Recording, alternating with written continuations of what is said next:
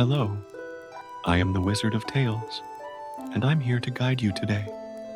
I know this video is the perfect companion to help my dear dreamers relax and drift off to sleep. Before we dive into a world of calm and serenity, don't forget to like the video, subscribe to the channel, and let me know where you're watching from and what time it is for you. Now, get cozy, take a deep breath, and let the magic of stories embrace you. Night was falling over Millbrook Haven, and Sarah Connor adjusted the recorder on her desk as she watched the light rain through her college dorm window. The small device was his constant companion in the interviews he conducted for his psychology thesis, focused on how urban legends affect collective behavior. But in recent weeks, his academic project had turned into something much more personal and disturbing. Interview number 47 with Margaret Wells, 73, resident of Millbrook Haven since birth. Sarah spoke into the recorder, adjusting her thin-rimmed glasses. On the other side of the table, the elderly woman nervously fidgeted with a handkerchief between her gnarled fingers. Mrs. Wells, can you tell me about what happened in the summer of 1965? Sarah asked softly, watching as the woman shivered upon hearing the date. No one talks about that summer, darling, Margaret replied, her voice shaking. But with these new incidents, perhaps it's time for someone to tell the truth. Sarah leaned forward, her heart racing. In the past 3 weeks, 4 students had been attacked on campus, all describing the same assailant. A tall, thin figure dressed in black with a hook for a right hand. The police treated the cases as the work of a copycat inspired by local urban legend. But Sarah suspected there was something deeper going on. That's when Tommy Harper disappeared, Margaret continued, her eyes lost in distant memories. He was only 16. He worked at the old mill. They say it was an accident, that he fell into the machinery, but she trailed off, swallowing hard. Sarah's phone vibrated on the table, making both women jump. It was a message from his best friend and research partner, Mike Rodriguez. It happened again. Hospital. Now. Ms. Wells, I'm sorry, but I will need to reschedule our interview, Sarah said, already putting away her materials. The elderly woman grabbed her wrist with surprising strength. Be careful, girl. Some stories don't want to be told. Sarah ran across campus, the rain now heavier soaking her coat. Millbrook Haven Municipal Hospital was an old-fashioned red brick building, and Mike was waiting for her at the entrance to the emergency room.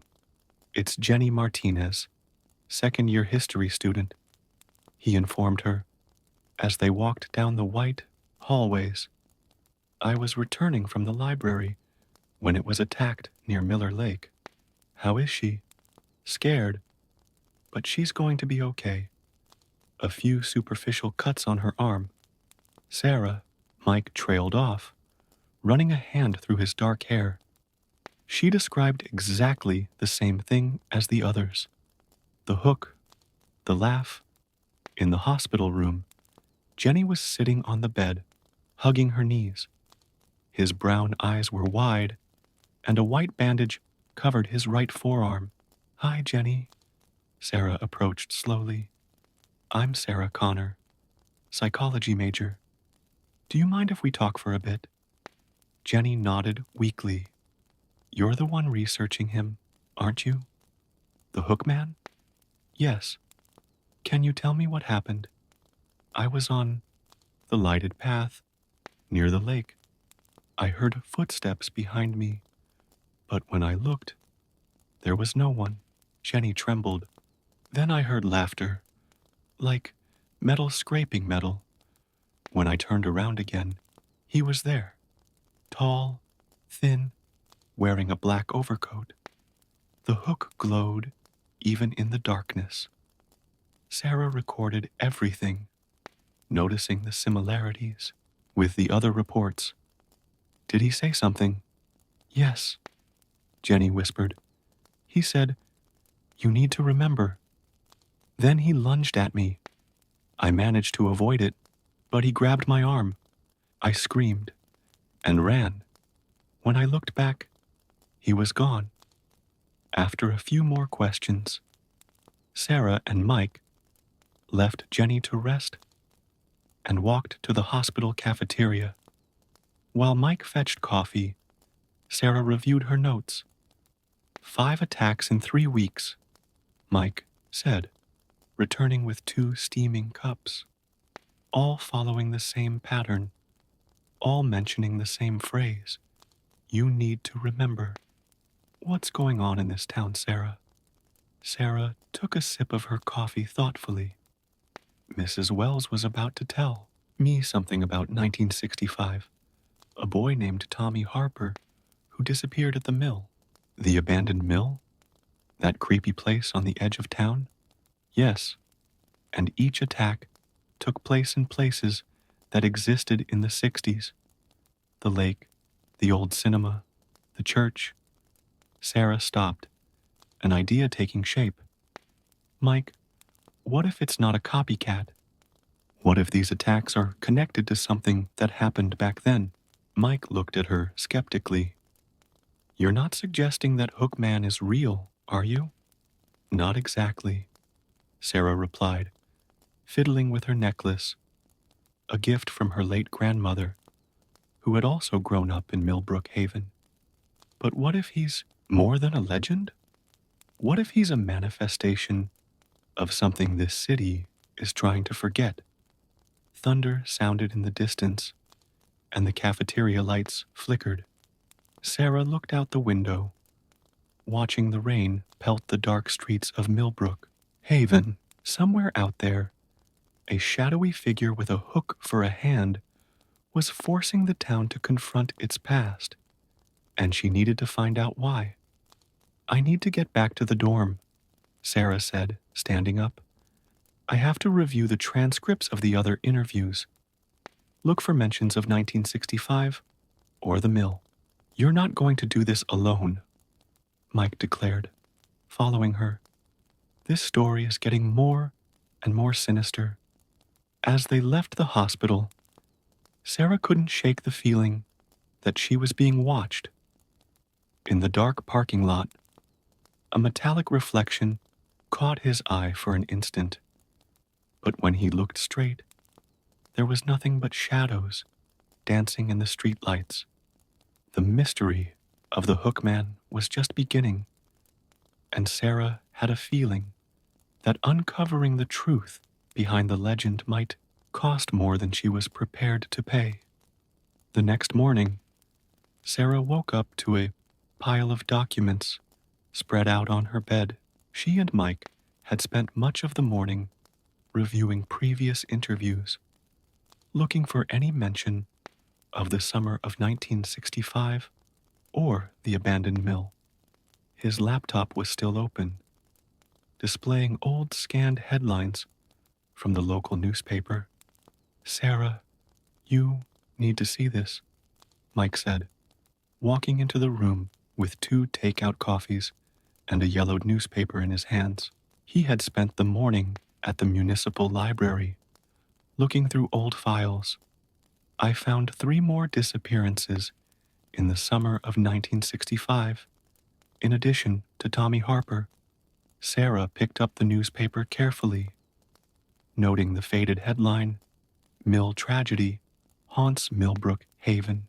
The black and white photos showed the old mill in its operating days, with workers posing in front of the imposing brick building. They were all teenagers. Mike continued, sitting on the edge of the bed. Tommy Harper was first, then Lisa, Martinez, James Collins, and Catherine Weber. They all disappeared within a 2-week period. Martinez? Sarah frowned. Like Jenny Martinez, the girl who was attacked yesterday. Your great-aunt, Mike confirmed. And there's more.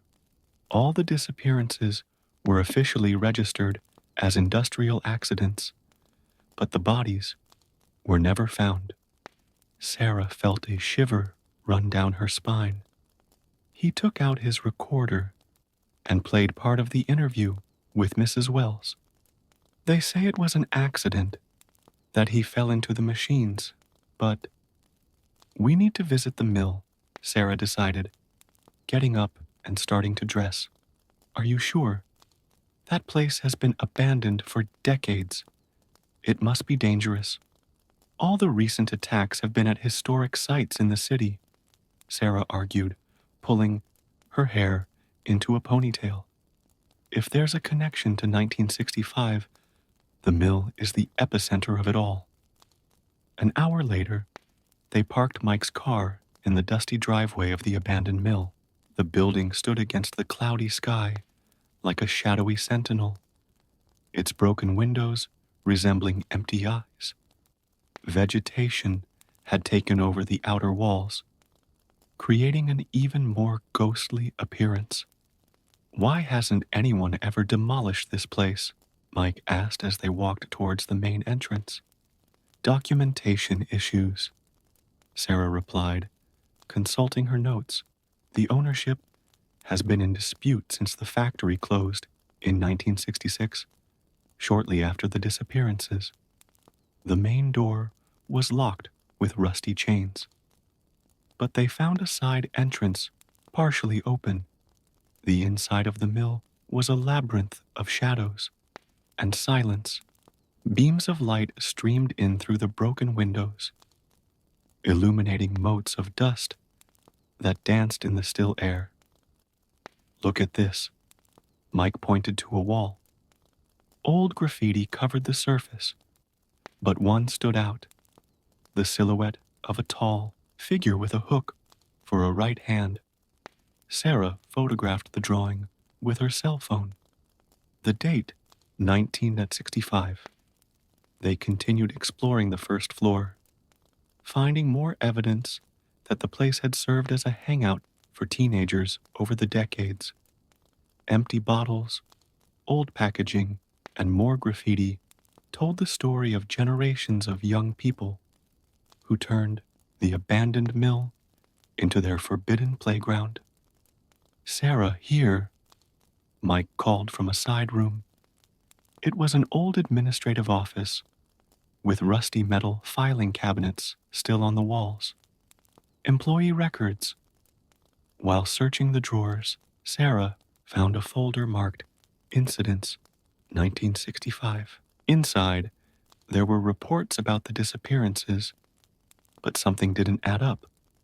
Mike, look at the dates on the official reports, she pointed out. All were registered 3 days late, in relation to the dates reported in the newspapers, like someone was trying to cover something up, Mike muttered. A metallic noise from upstairs made them both freeze. Sarah instinctively turned off her cell phone's flashlight, and they remained in absolute silence, listening. Heavy footsteps echoed above them, followed by the distinctive sound of metal scraping metal. Let's go, Mike whispered. But Sarah was already putting the folder in her backpack. The footsteps approached the stairs that led to the first floor. Sarah and Mike moved silently toward the side exit. But just as they were almost reaching the door, they heard that laugh, the same sound Jenny had described, like metal scratching metal. You must remember, a hoarse voice echoed through the mill walls. Sarah felt Mike grab her arm, pulling her out. They ran to the car without looking back, the sound of that metallic laughter chasing them. Just when they were several blocks away, Mike finally slowed down. What the hell was that? He asked, his hands still shaking on the steering wheel. Sarah hugged her backpack with the briefcase against her chest, her heart still racing. I don't know, but now I'm sure there is something very wrong with the official story of the disappearances. Back on campus, Sarah and Mike settled into the library to look through the documents they found. The folder contained more than reports. There was also correspondence between the mill management and local authorities. Sarah, Mike called softly, showing a specific letter. The night shift supervisor in 1965 was William Martinez, Jenny's grandfather. Yes, and look at this. He quit his job a week after the last disappearance. He moved out of town with his family, except for his youngest sister, the one who disappeared. Sarah felt the pieces of the puzzle starting to fall into place, but something crucial was still missing. He picked up his phone and dialed Mrs. Wells's number. Mrs. Wells, it's Sarah Connor. I need to know more about Tommy Harper and the mill. You said some stories don't want to be told, but I think this one needs to be. There was a long silence on the other end of the line. Finally, the old woman's trembling voice replied, "Come and see me tonight, dear. But come alone. There are things only certain people can hear." Sarah walked up the steps of the old Victorian house where Mrs. Wells lived, the dim light of the setting sun casting long shadows across the manicured garden. His hands shook slightly as he rang the doorbell, not only because of the cold of the early evening, but because of the anxiety of what he was about to discover. "Come in, dear." Mrs. Wells opened the door, her wrinkled face paler than usual. "I made some tea." The room was lit only by an old lamp, creating an intimate and slightly claustrophobic atmosphere. Sarah sat on the sofa while the elderly woman served tea into delicate china cups. "I worked at the mill back then," Margaret began, her hands shaking as she held the cup. "She was a secretary for Mr. Martinez, the night shift supervisor. We all knew something was wrong long before the disappearances started." Sarah turned on her recorder, paying full attention to the lady's words. "Tommy Harper discovered something about embezzlement and other things, worse things." Margaret paused, looking nervously out the window. "He confronted Mr. Martinez one night. I was working overtime. I heard the argument. Tommy threatened to expose everything." "What happened next?" Sarah asked softly. "The next morning, Tommy was gone. Martinez said he must have fallen into the machines during the night shift, but..." Margaret swallowed. "Lisa, Martinez's sister, couldn't believe it. She started asking questions, as did James Collins and Catherine Weber. They were all Tommy's friends." Sarah felt her heart speed up, "and they all disappeared." "Yes, each of them had arranged to meet Martinez at the mill on different nights. None returned home." Margaret placed her cup on the table with shaking hands. "I knew what was going on, but I was so scared. Martinez had powerful connections in the city. The police, the mayor, everyone helped cover it up. That's why the reports were filed late," Sarah murmured, the pieces falling into place. "Martinez moved out soon after, but the damage was already done." That's when the stories started, about a tall, thin figure with a hook for a hand. They said it was Tommy's spirit, seeking revenge. A noise on the porch made the two women jump. Margaret stood up quickly, closing the curtains. "You need to go now," she said urgently. "I shouldn't have said so much. Some people in town still don't want this story to come out." On the way back to campus, Sarah called Mike, putting the phone on speaker as she drove. Mike, we need to look for records on William Martinez after 1965, she said.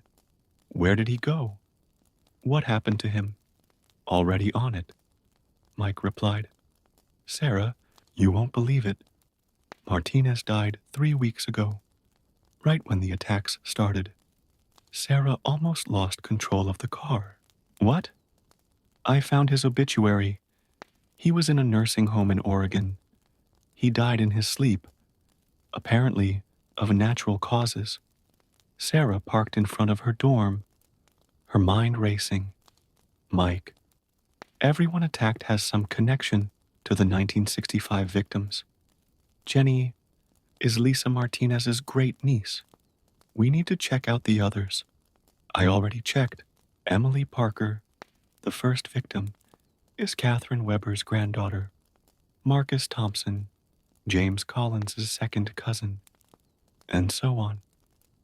It's like something is forcing the truth to surface, Sarah murmured, watching the shadows between the campus buildings. Now that Martinez is dead, secrets are coming back to haunt the town.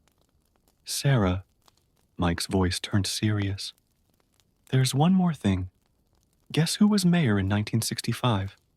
George Connor. Sarah felt her blood run cold in her veins. My grandfather? Yes. And he killed himself a week after Martinez left town. Sarah hung up the phone, her hands shaking. His grandfather had been part of the cover-up. Was that why your grandmother never talked about that time? Was that why he'd given her the necklace, saying that one day she might need to know the truth? Looking at the necklace around her neck, Sarah noticed something she had never noticed before. The pendant could be opened. With trembling fingers, she manipulated it until she heard a click. Inside was a small, folded piece of paper, yellowed with age. As he unfolded it, he recognized his grandmother's handwriting. Search in the mill cellar. The truth is kept where no one dared look. A metallic sound behind her made her turn around sharply. In the dim light of the streetlight, a tall, thin figure stood, his hook shining. Sarah froze, her heart hammering in her chest. You need to remember, the figure said in its hoarse, metallic voice. The truth cannot stay buried forever.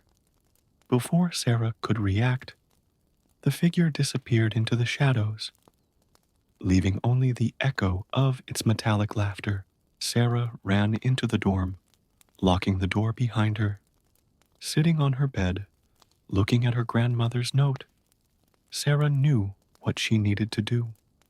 The mill cellar held the key to the whole mystery. But was she prepared to discover the role her own family had played in that tragedy? Sarah spent the night awake, her grandmother's note weighing on her thoughts.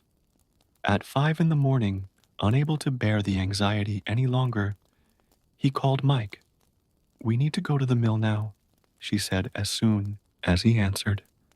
Before the city wakes up, Mike arrived 15 minutes later, carrying flashlights and a small backpack of equipment. Are you sure about this, Sarah? After what happened yesterday, my grandmother knew something, Mike. And whatever is going on, it won't stop until the truth comes out. The sky was still dark when they arrived at the mill. The building looked even more menacing in the early morning twilight. Sarah held the necklace between her fingers, seeking courage, while Mike forced entry to the side.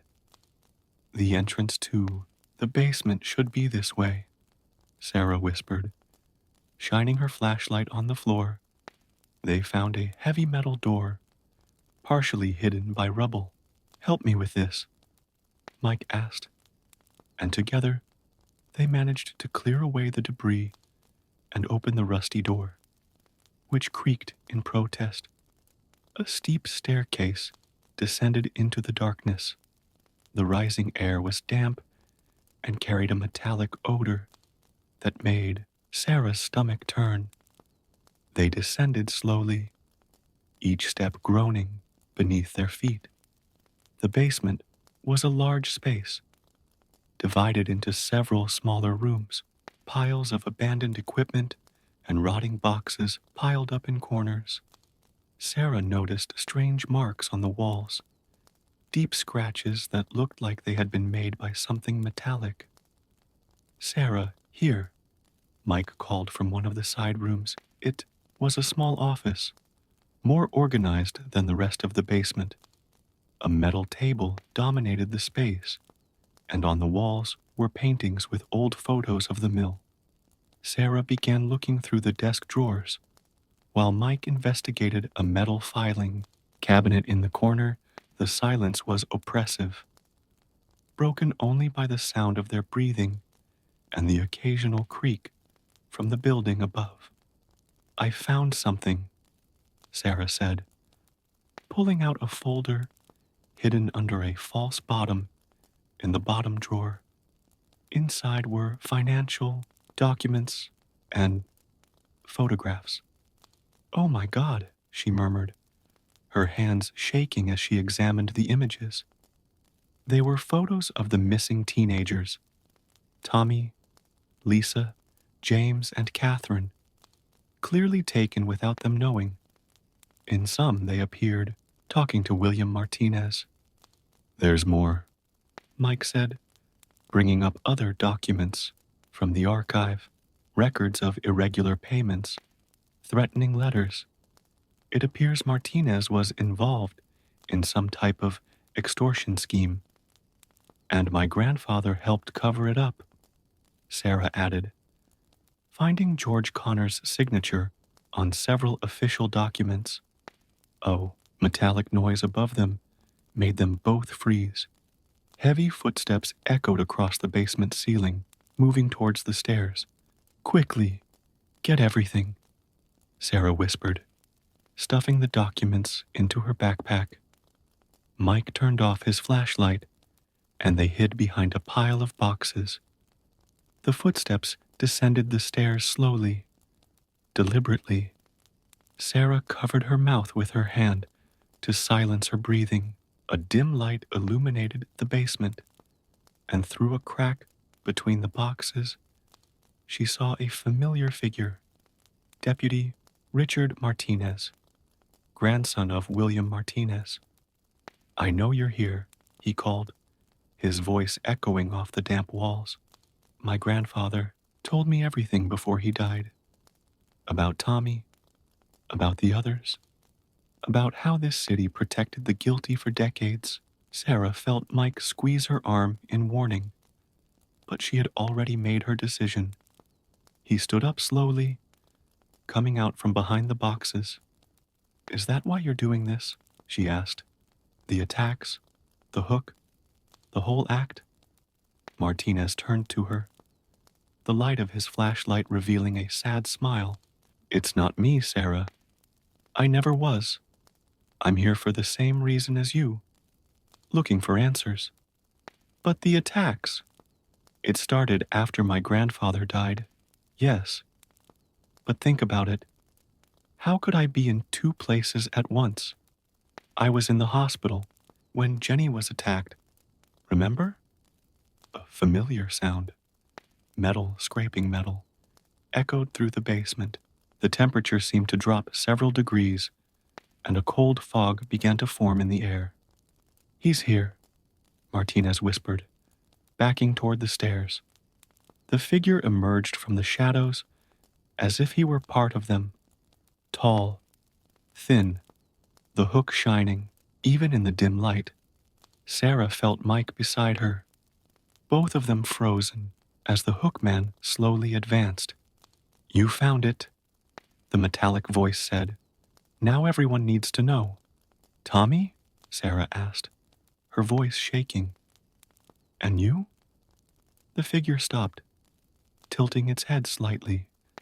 For a moment, Sarah thought she saw the face of a 16-year-old boy behind the shadows. The truth cannot stay buried," he replied. "No more."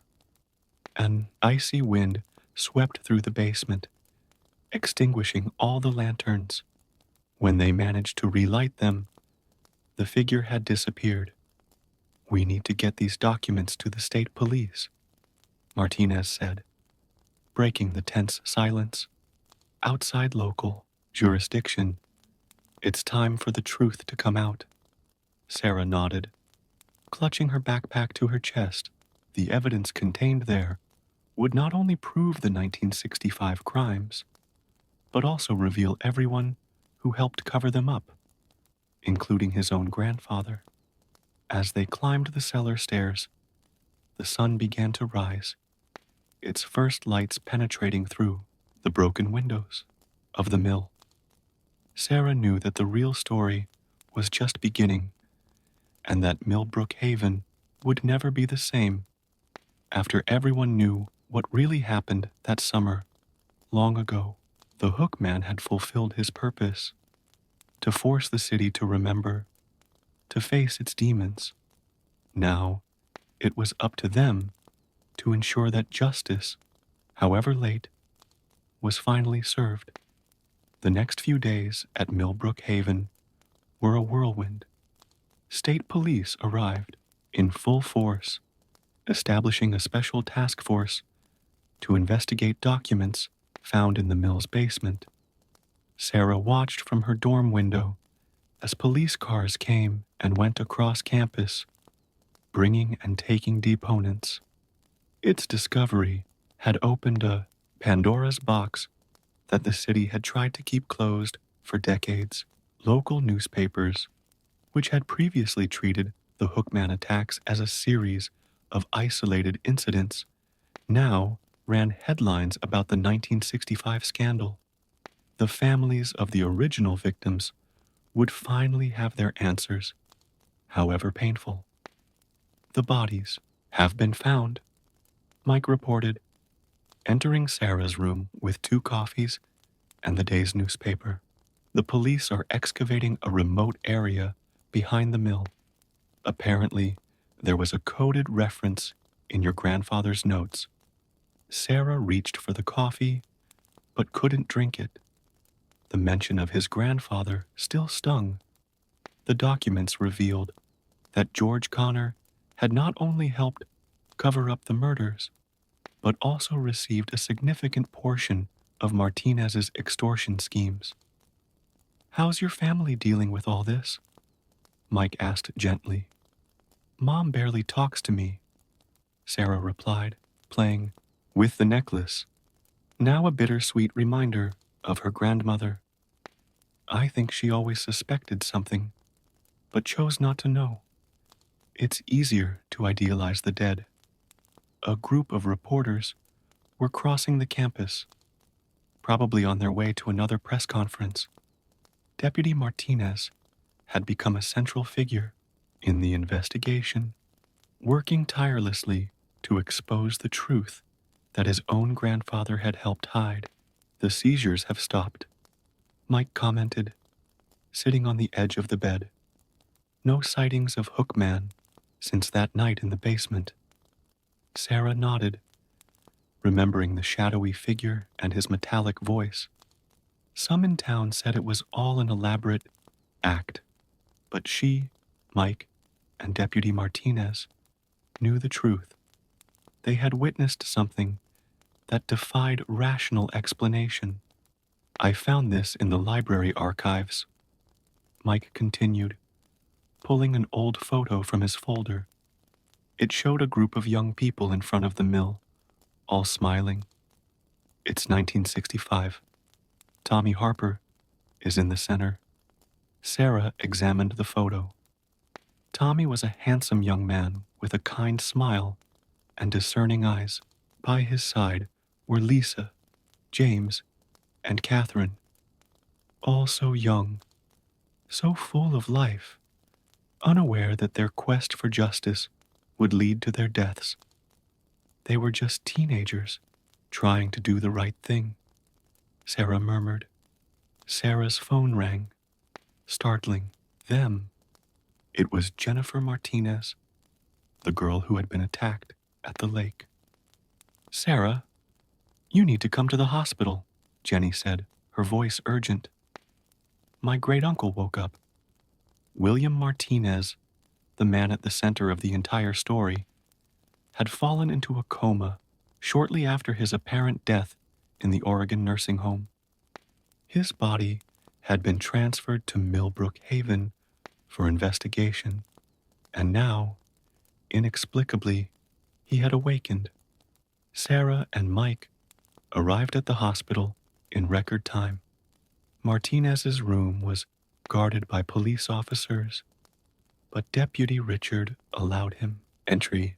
The elder Martinez sat up in bed, his wrinkled face marred by decades of guilt. "Miss Connor," he called weakly. "George's granddaughter. I knew you'd find out eventually." "Why, Mr. Martinez?" Sarah asked, approaching the bed. "Why kill those teenagers?" "The money at first," he replied, his eyes blurred with tears. "But then it became about power, about maintaining control.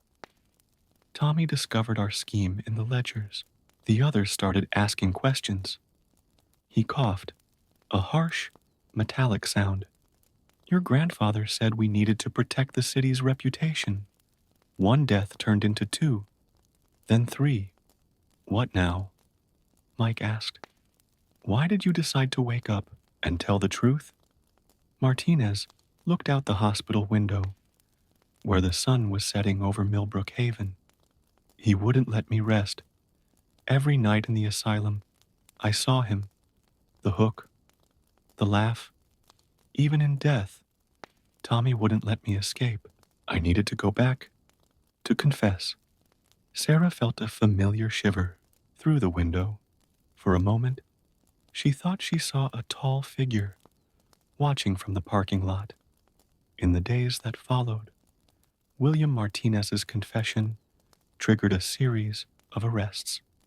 Former police officers, public servants, and business people who had participated in the extortion scheme and subsequent cover-up were indicted. The truth, buried for so long, finally came to light. A week later, the city held a joint memorial for Tommy Harper, Lisa Martinez, James Collins, and Catherine Weber. Their families, finally reunited after decades of silent pain, shared stories about the young people who had lost their lives fighting corruption. Sarah was present at the ceremony, watching from afar. The autumn sun bathed the cemetery in golden light, and a gentle breeze rustled the leaves on the trees. Mike walked over, holding her hand in silence. "You know what's weird?" she said after a moment. "After everything we discovered, after the whole truth came out, I don't feel like the Hookman story is over. It's like it's just changed." "Like this?" "Before, it was a horror story. A killer with a hook stalking innocent people. Now, it's a story about justice, about the truth that can't stay buried forever." As they walked back to campus, Sarah stopped at the lake where Jenny had been attacked. The place was different now, more serene. A memorial plaque had been installed, honoring the 1965 victims. "What do you think happens now?" Mike asked. "With the city? With the people?" Sarah touched her necklace, thinking about her grandmother, who had carried that secret for so long, waiting for the right moment for the truth to be revealed. "I don't think Millbrook Haven will ever be the same," she replied. "But maybe this is what the city needed, to face its ghosts, to recognize its mistakes. It's the only way to move forward." That night, as Sarah finished her thesis, now completely different from her original project on urban legends, she looked out her dorm window. For a moment, he thought he saw a familiar figure in the shadows between the buildings, tall, thin, with something shiny for a right hand. But he wasn't afraid.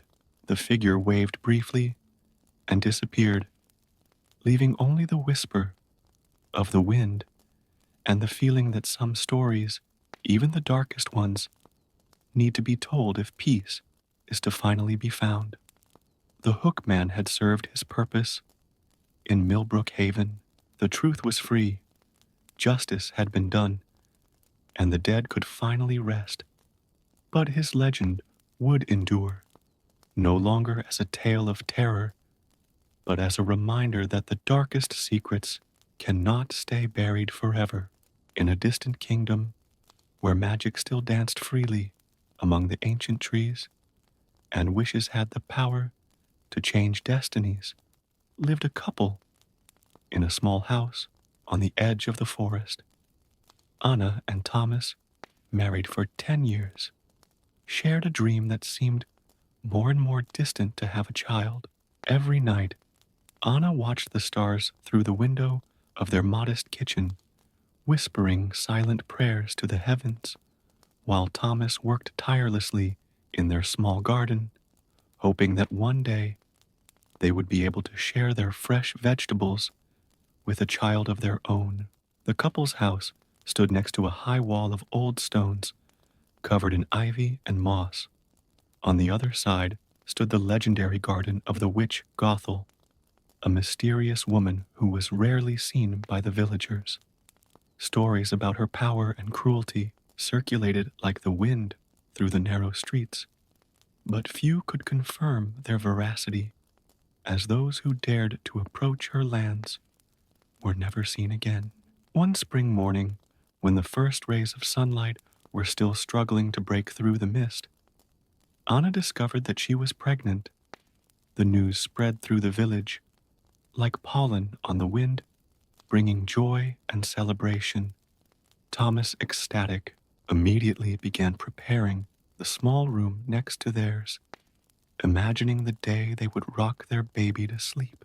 It was during the second month of pregnancy that the cravings began.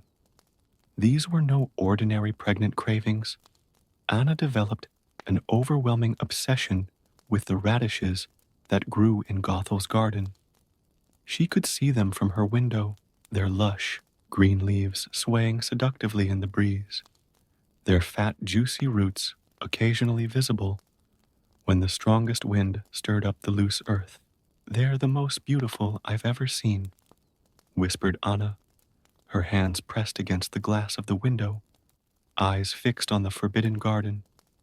"Thomas, I feel like I'm going to go mad if I don't taste them." Thomas tried to grow his own radishes, but nothing he planted seemed to satisfy Anna's desire. She wasted away, day after day, barely touching her food, her eyes always on Gothel's garden.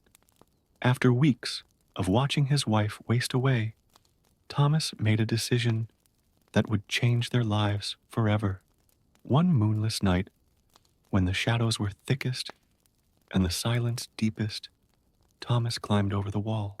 His heart was pounding so loudly that he feared Gothel could hear him from across the garden. With trembling fingers, he plucked a few radishes and ran back to the house. Anna devoured the vegetables as if they were the most precious delicacy of the gods, and for the first time in weeks, she slept with a smile on her face. Encouraged by his wife's success and happiness, Thomas repeated the feat the next night, and the next, and the next. It was on the fourth night that everything changed. Jumping over the wall, Thomas found Gothel waiting for him in the garden.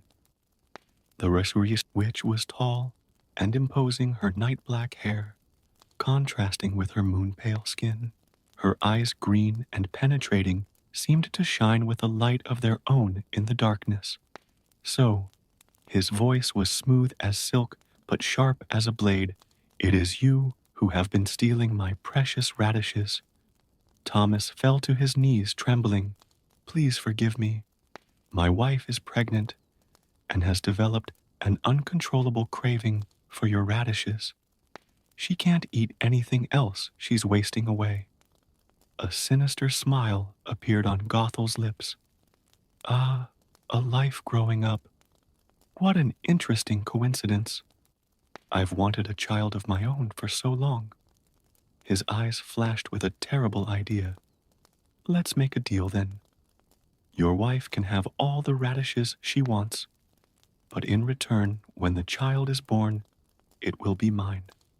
The horror of the proposal struck Thomas like a thunderbolt, but before he could protest, Gothel continued, "It's either that, or I'll report your thievery to the kingdom. You will be executed, and the child will die before it is even born. The choice is yours." With a heavy heart and tears in his eyes, Thomas accepted the deal. He returned home carrying not only the radishes, but also the weight of his decision. In the months that followed, Anna received baskets and baskets of fresh radishes, never suspecting the terrible price they would pay for them. When the baby was born, it was a girl with hair as golden as the sun and eyes as green as emeralds. Anna barely had time to nurse her daughter for the first time before Gothel showed up to collect his debt. The witch named the child Rapunzel and disappeared with her into the night, leaving behind only the echo of the disconsolate sobs of a mother who had just lost her only child. Years passed, and Rapunzel grew up under Gothel's care in a house hidden in the forest. The witch, fearing that someone might try to steal the girl, planned to keep her close at all times. When Rapunzel turned 12, Gothel revealed her final plan, a stone tower that stood alone in the middle of the densest forest, with no doors or stairs, just a single window at the top. It was there that Rapunzel lived, her tears watering the stone floor, while her golden hair grew in an extraordinary way, becoming her only connection to the outside world. Every day, Gothel would visit the tower, bringing food and company, climbing Rapunzel's long hair, as if it were a golden rope, while humming, "Rapunzel, Rapunzel, toss your braids." But the years unfolded slowly in the lonely tower where Rapunzel grew up in isolation, her days marked only by regular visits from Gothel. The witch, who insisted on being called Mama, dedicated herself to educating the young girl in the arts. She considered appropriate music, poetry, embroidery, and curiously the preparation of ointments with medicinal herbs. Rapunzel's hair, golden like rays of sunshine, continued to grow in an extraordinary way, reaching over 20 meters in length. Every morning, she spent hours combing it, watching it shine in the sunlight that came through the only window in her prison. During these solitary hours, she sang to herself, her crystalline voice echoing through the forest, attracting birds that became her only friends. Apart from Gothel, in her moments of solitude, Rapunzel developed an insatiable curiosity for the world beyond her window. She took advantage of every visit from Gothel to ask questions about life outside, about the people she occasionally saw passing in the distance, about the mysterious lights that floated in the sky on her birthday.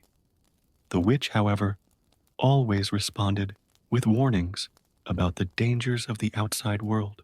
"The world is full of cruel people, my flower," Gothel would say, stroking Rapunzel's golden hair.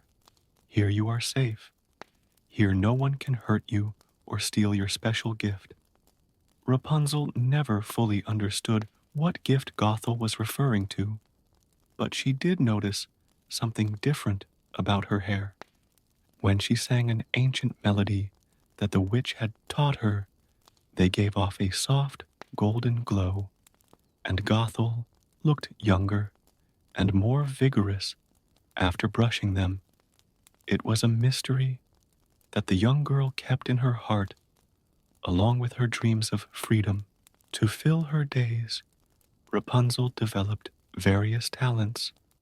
As well as singing, she learned to paint using paints that Gothel brought her. The walls of her tower became a living canvas filled with images of the world she imagined existed beyond her window. Verdant forests, crystal clear lakes, bustling cities, and above all, the mysterious floating lights that appeared once a year. One afternoon, while painting another of her visions of the outside world, Rapunzel noticed something different in the forest below.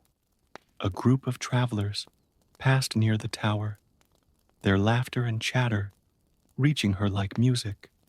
Hiding behind the curtain, she watched fascinated as they interacted with each other, their faces lighting up with genuine smiles, something so different from Gothel's calculated smiles. What would it be like, she thought, to be part of that world? At night, lying in her bed, Rapunzel began to question her situation more intensely. Why did she need to be locked up? Why was Gothel the only person who could visit her, and why did her hair always have to stay so long? Her doubts grew like vines in her heart. But the fear cultivated by years of Gothel's warnings prevented her from taking action. The witch had painted such a terrifying picture of the outside world that Rapunzel felt torn between her desire for freedom and the terror of the unknown. In her 17 years, Rapunzel developed a routine to keep her sane. She woke up at sunrise, fed her little chameleon Pascal, an unexpected gift she had found in her window one day, and managed to hide from Gothel and began her daily chores. She cleaned the tower, combed her long hair, prepared her own breakfast with the supplies Gothel had brought, and devoted herself to her various artistic activities. Between one activity and another, she dreamed. He dreamt of the feel of the grass under his bare feet, of the coolness of a stream on his skin, of the wind blowing freely across his face. But most of all, she dreamed of discovering the meaning of the floating lights that appeared in the sky every year on her birthday. Gothel insisted that they were just stars, but Rapunzel knew that wasn't true. She had studied the stars for years, knew their positions, their movements. The lights were different. They appeared only once a year. They moved differently, and they seemed to call to her as if they were keeping a secret about her very existence. As her 18th birthday approached, Rapunzel began to feel a growing restlessness. Something inside her told her that it was time for a change, that she couldn't spend the rest of her life watching the world through a window. But how could she convince Gothel to let her leave even for a day? The answer to her prayers would come in an unexpected way, brought by a visitor who would change her destiny forever. But for now, Rapunzel continued with her daily routine, singing to the birds, painting her dreams on the walls, and waiting for the moment when her real life would begin. Pascal, her little green confidant, watched the changes in his friend's behavior with attentive eyes. The chameleon seemed to understand that something important was about to happen, something that would transform not only Rapunzel's life, but the entire kingdom that she didn't even know existed. The morning began like so many others in the lonely tower. Rapunzel woke up to the first rays of sunlight and began her daily routine, humming softly as Pascal watched her from the windowsill. However, something in the air seemed different. as if fate itself was about to knock on her door, or rather, her window. The sound of horses' hooves echoed through the forest, something unusual in such an isolated region. Rapunzel, curious, cautiously approached the window, hiding behind the curtain.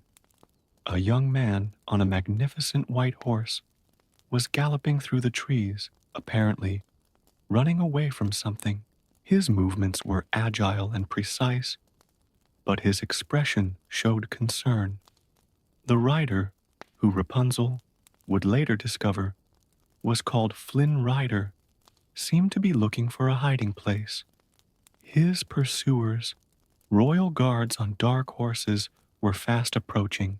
In a moment of desperation, Flynn spotted the lone tower, and without hesitation began to climb it, using the old stones for support. Rapunzel, who had never interacted with anyone other than Gothel, panicked. Her first instinct was to hide, but something inside her, perhaps the same restlessness she had been feeling, made her stay put. When Flynn finally reached the window, he was greeted by a sharp blow from the frying pan that knocked him unconscious. "Pascal, what have I done?"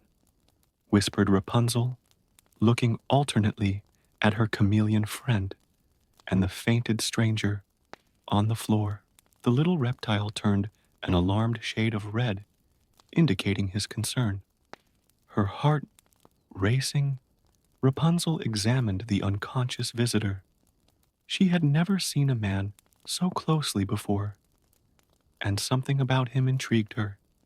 He didn't look at all like the terrible monsters that Gothel described in his stories about the outside world. On the contrary, he had harmonious features and was dressed elegantly, although his clothes were a little dirty from the run. As she watched him, she noticed something shiny falling out of his bag, a delicate crown set with jewels that sparkled in the sunlight. Rapunzel picked it up, marveling at its beauty, and as she placed it on her own head, she felt a strange familiarity that she couldn't explain. The sound of distant voices brought her back to reality. The guards were still searching the vicinity of the tower. Acting quickly, Rapunzel hid Flynn's unconscious body in her closet after tying it up tightly with her own hair, a precaution that seemed sensible at the time.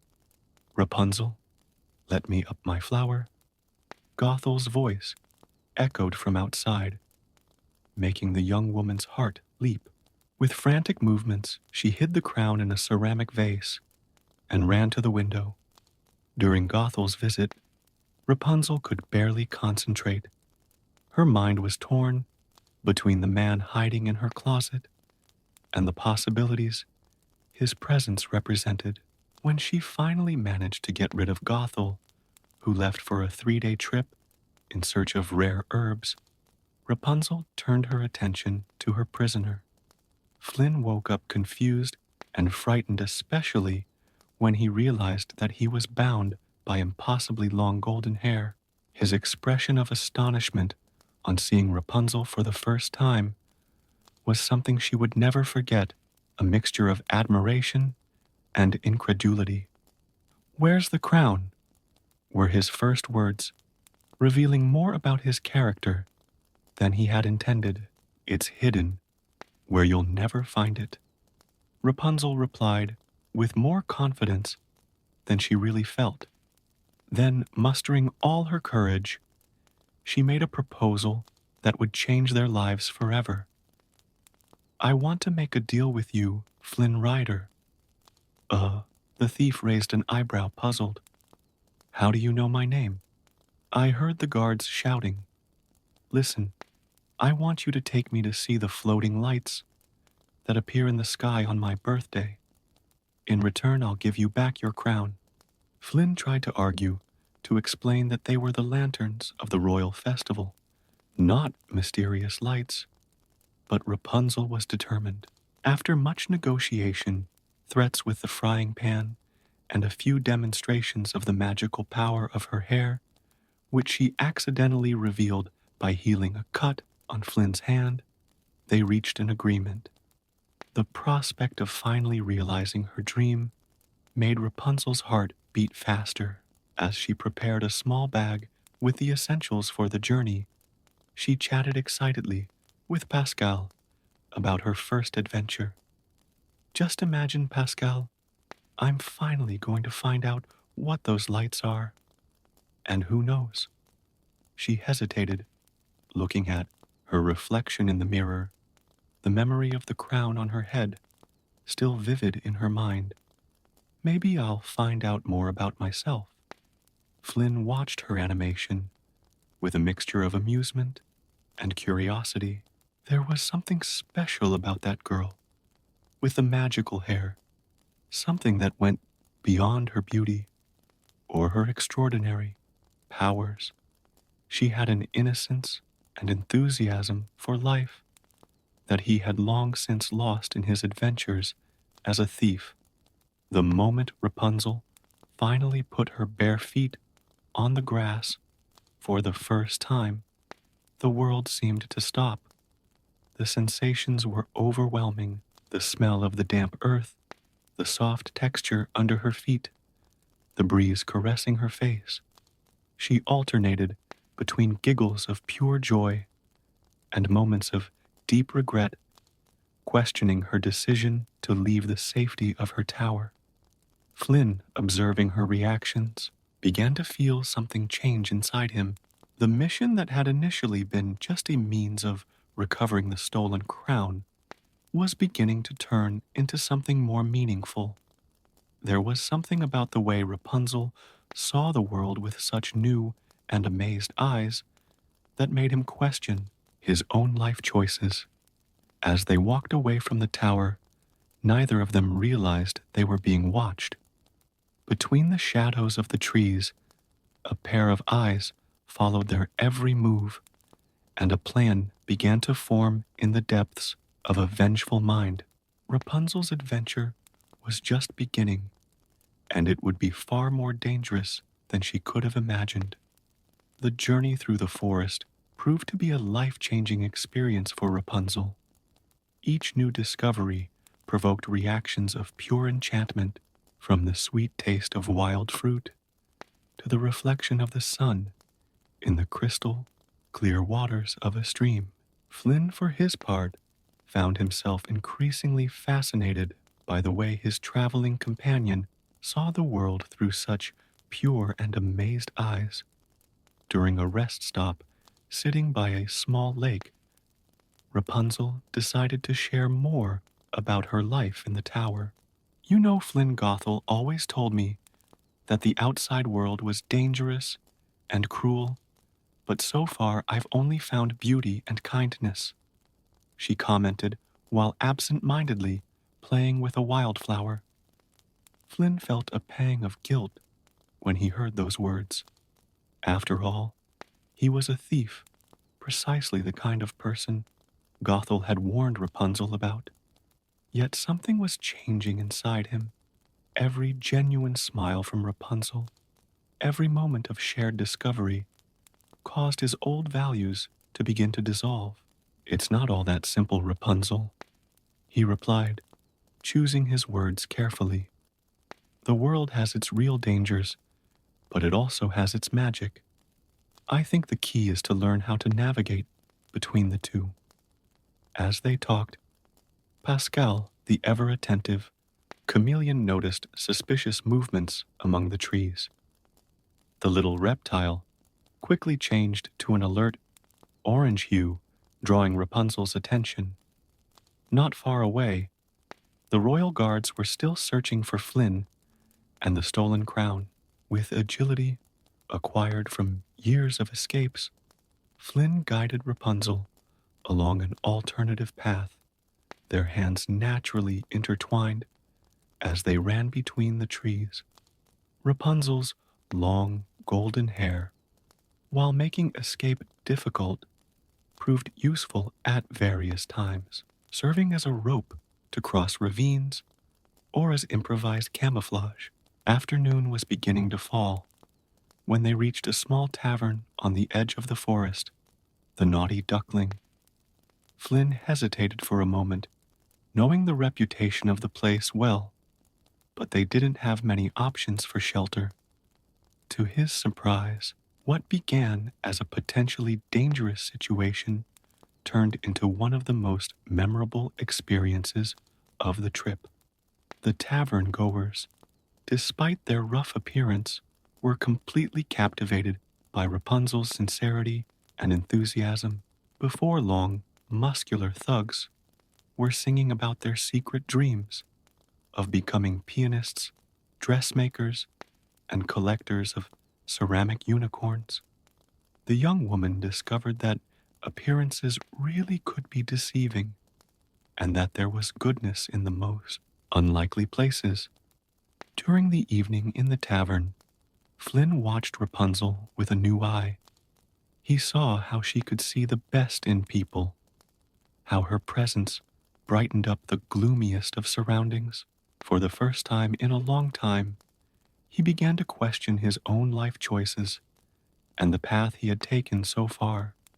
However, the momentary peace was interrupted by the unexpected arrival of the royal guards. The tavern's customers, now unlikely allies, helped the couple escape through a secret passage at the back of the establishment. As they ran through the dark tunnel, Rapunzel held Flynn's hand tightly, her heart beating fast, not just from the danger, but from the thrill of the adventure. "Flynn," she whispered, as they walked through the damp tunnel. "What's your real name?" The question took him by surprise. After a moment's hesitation, he answered softly, "Eugene. Eugene Fitzherbert." "Eugene." Rapunzel repeated the name fondly, and for the first time in years, he didn't feel ashamed of his true identity. As they emerged from the tunnel, they found themselves in a deep canyon with an ancient dam at the bottom. The sun was beginning to rise, painting the sky in shades of pink and orange. The beauty of the moment was interrupted by the sound of horses' hooves and altered voices. Guards had found another route. In a moment of tension, they found themselves trapped between the royal guards and a group of bandits who were also chasing Flynn for the stolen crown. It was at this critical moment that Rapunzel demonstrated all her ingenuity, using her magical hair in ways that even she herself didn't know were possible, as a rope, a whip, a safety net. During their frantic escape across the dam, something definitely changed between them.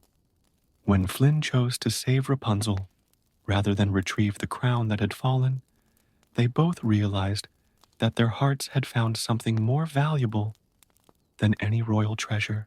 Drenched and exhausted, but alive, they found refuge in a small clearing near a stream.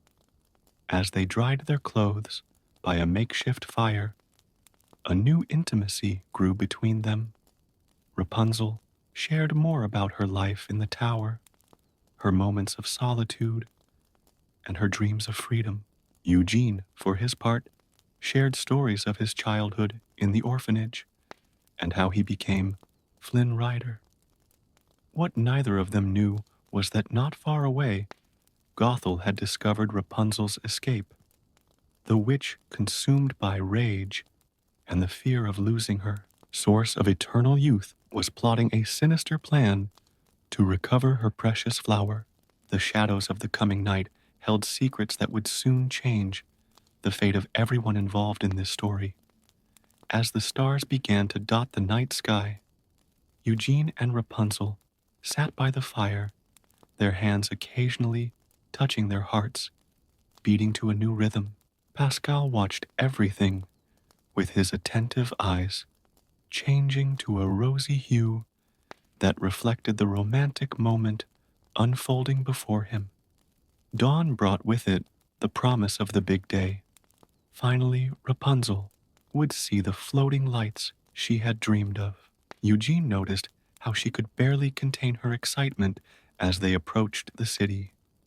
Her green eyes shone with an intensity that rivaled the sun itself as she absorbed every new detail of the urban environment that unfolded before her.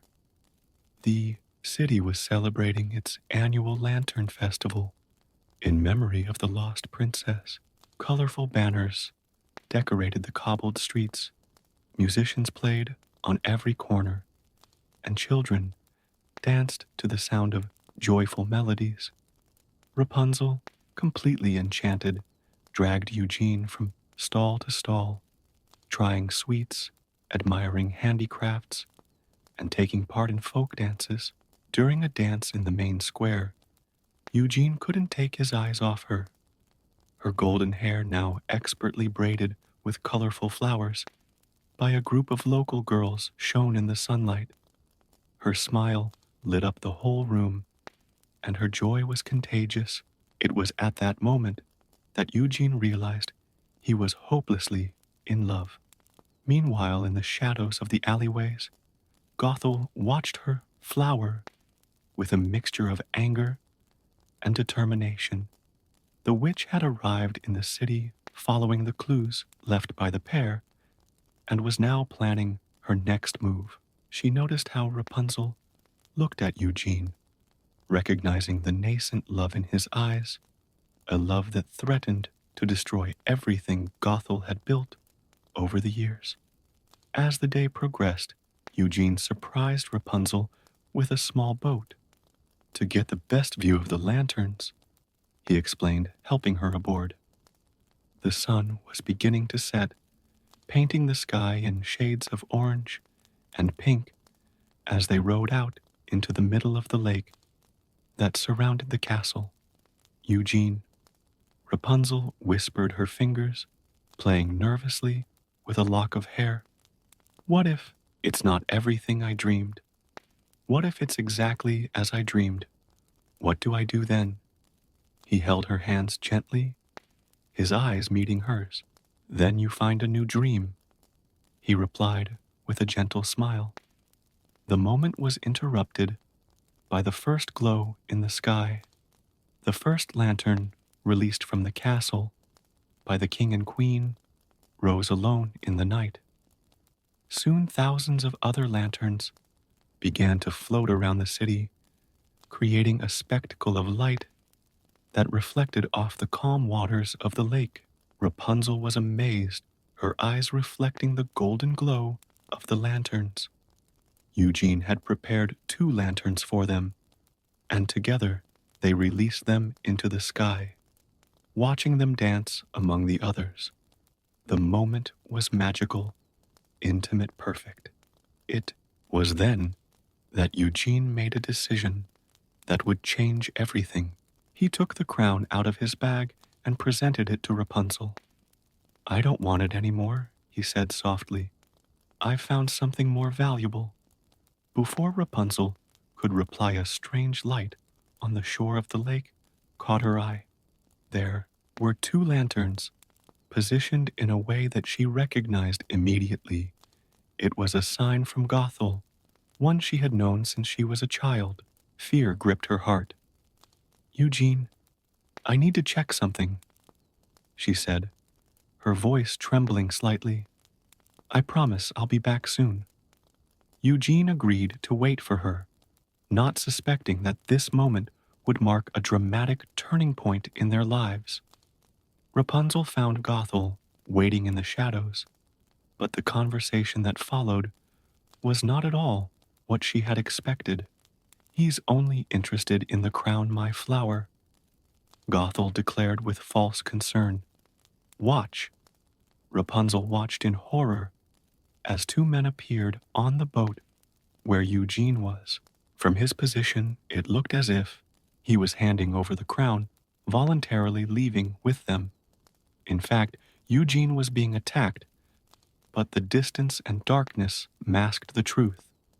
Heartbroken, Rapunzel allowed Gothel to take her back to the tower, convinced that her dream of love had only been an illusion. What she didn't know was that Eugene, after escaping from the bandits, ran desperately back to the meeting point, only to find the place empty. In the tower, while packing her things, Rapunzel began to notice details in her paintings on the walls. The sun symbol of the kingdom was unconsciously repeated in her drawings. Memories began to surface, the sun mobile over her cradle, the kind faces of the king and queen, the familiar sensation of trying on the crown. The revelation struck her like a thunderbolt. She was the lost princess. At the moment of this discovery, Eugene was climbing the tower, having finally found his way back. But Gothel was prepared. When he entered through the window, he was greeted not by Rapunzel, but by a dagger that seriously wounded him. Eugene, Rapunzel shouted, running towards him, but Gothel held her firmly. Now do you see what the outside world brings? Only pain and suffering, Gothel declared coldly. But we can avoid that. Let me use your hair to heal you, and promise to stay with me forever. Eugene, gathering his last strength, approached Rapunzel. Don't let it happen, he whispered. With a quick, decisive movement, he cut the long, golden hair with a piece of broken glass. The hair turned brown, losing its magical power. Gothel, aging rapidly, without the magic that kept her young, staggered backwards in panic, tripping and falling through the tower window. Rapunzel held Eugene in her arms, tears falling down her face. One last tear, still containing a remnant of magic, fell on the wound, miraculously healing it. True love had proved to be the most powerful magic of all. Days later, Rapunzel returned to the castle as the lost princess reunited with her real parents. Amid celebrations and tears of joy, Eugene was forgiven for his past crimes, and together they began a new life, a life of love, adventure, and freedom. And so, the girl who dreamed of floating lights discovered that her true destiny was far greater than she had ever imagined. Not only did she find her place in the world, but she also brought light and joy to everyone around her, proving that sometimes the best dreams are the ones we didn't even know we had. The morning mist slid lazily between Tokyo's skyscrapers as Yuki watched the city from her sanctuary in the hills. Her golden eyes, although disguised to appear brown to humans, maintained the supernatural glow characteristic of a kitsune over 800 years old. The contrast between the ancient wooden temple and the modern buildings in the background was a constant reminder of how the world had changed as she stood as a silent guardian between the two realities.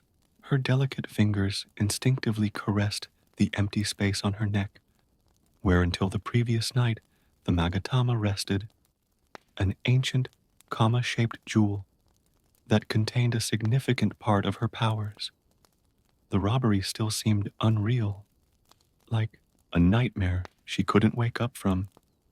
In her human form, appearing to be a young woman in her early 20s, wearing a traditional dark blue kimono, Yuki looked perfectly normal to the eyes of passers-by who occasionally walked up the temple stairs. The previous night, filled with disturbing events, still echoed in his mind. The thieves, 3 men wearing oni masks, had broken into the shrine during the new moon. When their powers naturally waned, they knew exactly what they were looking for, which made it all the more worrying. The Magatama was not a simple relic. It was an artifact capable of opening portals between the material and spiritual world, and in the wrong hands, It could cause unimaginable chaos. Yuki-san, the familiar voice of Akiko, the young temple priestess, interrupted his thoughts. The 16-year-old girl, wearing her traditional red hakama, was running towards him with a newspaper in her hands. You need to see this. The headline talked about a series of unexplained events occurring across the city. Mysterious lights, strange apparitions, and reports of objects moving on their own. Yuki felt her heart squeeze. They were the first signs of the imbalance caused by the inappropriate use of Magatama. This is happening faster than I imagined, muttered Yuki, her 9 invisible tails flailing with concern beneath her human disguise. Akiko was one of the few people who knew her true nature, a precious ally in a world that increasingly forgot its spiritual roots. What can we do? Akiko asked, her dark eyes reflecting the same concern Yuki felt. We need to find Magatama before the veil between the worlds becomes too thin, replied Yuki, already planning her next steps. But first, I need information. That afternoon, Yuki left the shrine for the first time in decades, plunging into the orderly chaos of Tokyo's streets. The contrast between his elegant, traditional demeanor and the frenetic pace of the city created an interesting dissonance. She headed to a small cafe in the Akihabara district, where she had arranged to meet with Tanaka Kenji, a private detective who occasionally assisted the temple with sensitive matters. Kenji was already waiting for her at a table in the back, his wrinkled gray suit and slightly graying hair revealing years of hard work. Yuki-sama, he greeted her respectfully, even though he didn't know her true nature. I have some information about the robbery. Did the thieves leave any traces? Asked Yuki, sitting down gracefully. More than that, Kenji replied, lowering his voice. I managed to identify one of them, Suzuki Hiroshi, known in the underworld for trafficking in antiquities. He has connections with a group that calls itself Children of the Twilight. The name made Yuki shudder internally. The Children of Twilight were a dark sect that sought power through mystical artifacts, often without understanding the consequences of their actions. As they talked, Yuki noticed subtle changes in the environment around her. Shadows seemed deeper, and occasionally, objects trembled with no apparent explanation. The veil between the worlds was already beginning to unravel. Where can I find Suzuki? She asked, maintaining her composure despite the urgency she felt. He goes to a club in the Roppongi district, Dragon's Pearl. But Yuki-sama, these people are dangerous. It's more dangerous to let them continue with Magatama, she interrupted softly, standing up. I appreciate your help, Kenji-san. Upon leaving the cafe, Yuki felt a familiar presence.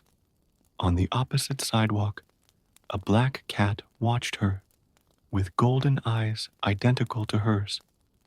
It was no ordinary cat, but Kuro, his old friend and confidant, another yokai who centuries ago had chosen that form to live among humans. I see things are getting complicated, Kuro said telepathically, crossing the street to join her. The spirits are restless. The balance is falling apart faster than anticipated, Yuki responded in kind. I need to retrieve Magatama tonight. It won't be easy, Kuro warned, jumping into his arms with the familiarity of centuries of friendship. The Children of Twilight have protections against creatures like us. Then I'll have to be more human than Yukai, Yuki said, a subtle smile playing on her lips. For now, the sun was beginning to set, painting the Tokyo sky. with shades of orange and red.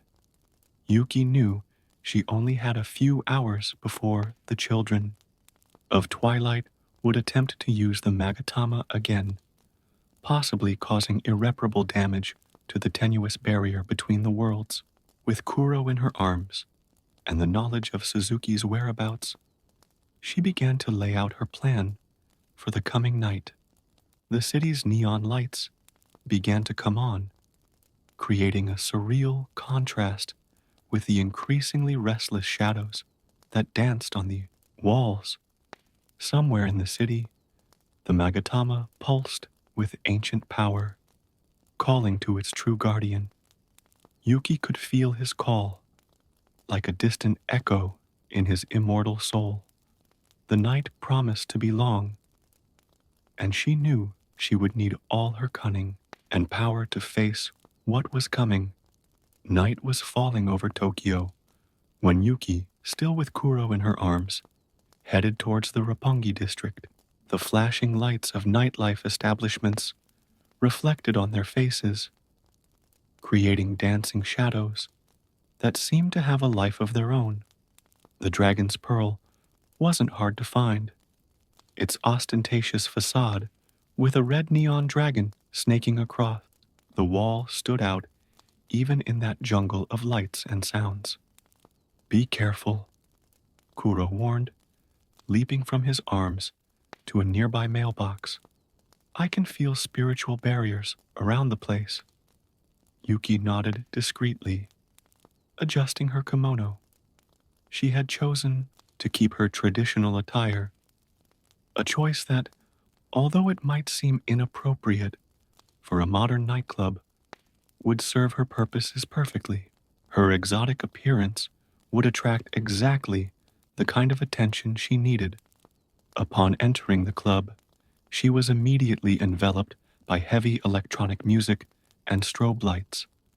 The atmosphere was a peculiar mix of traditional Japanese elements and Western modernity.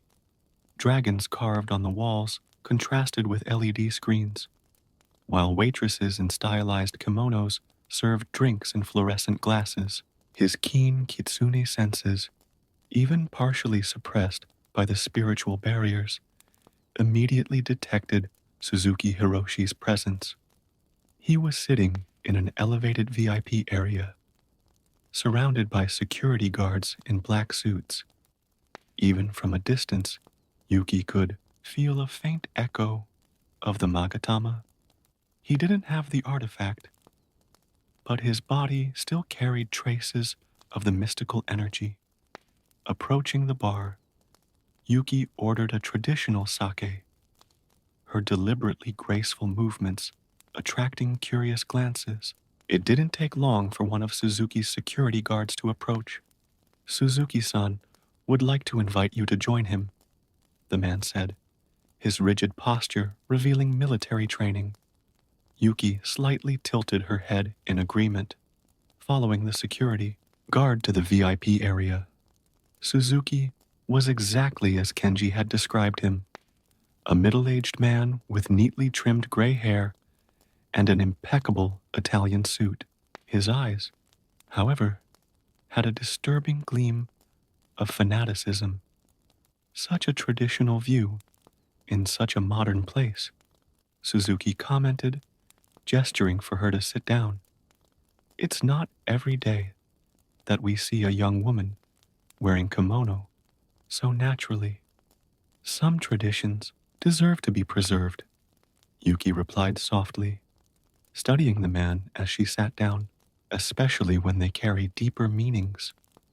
Something about his words made Suzuki's eyes sparkle with renewed interest. "You seem to have a special appreciation for the traditional. Perhaps we can discuss more about antiques?" Outside, Kuro watched through the club's large windows, staying telepathically connected to Yuki.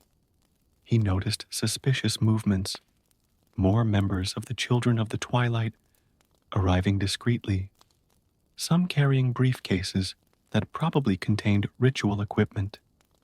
"They're preparing for something," Kuro mentally warned. The ritual must take place tonight.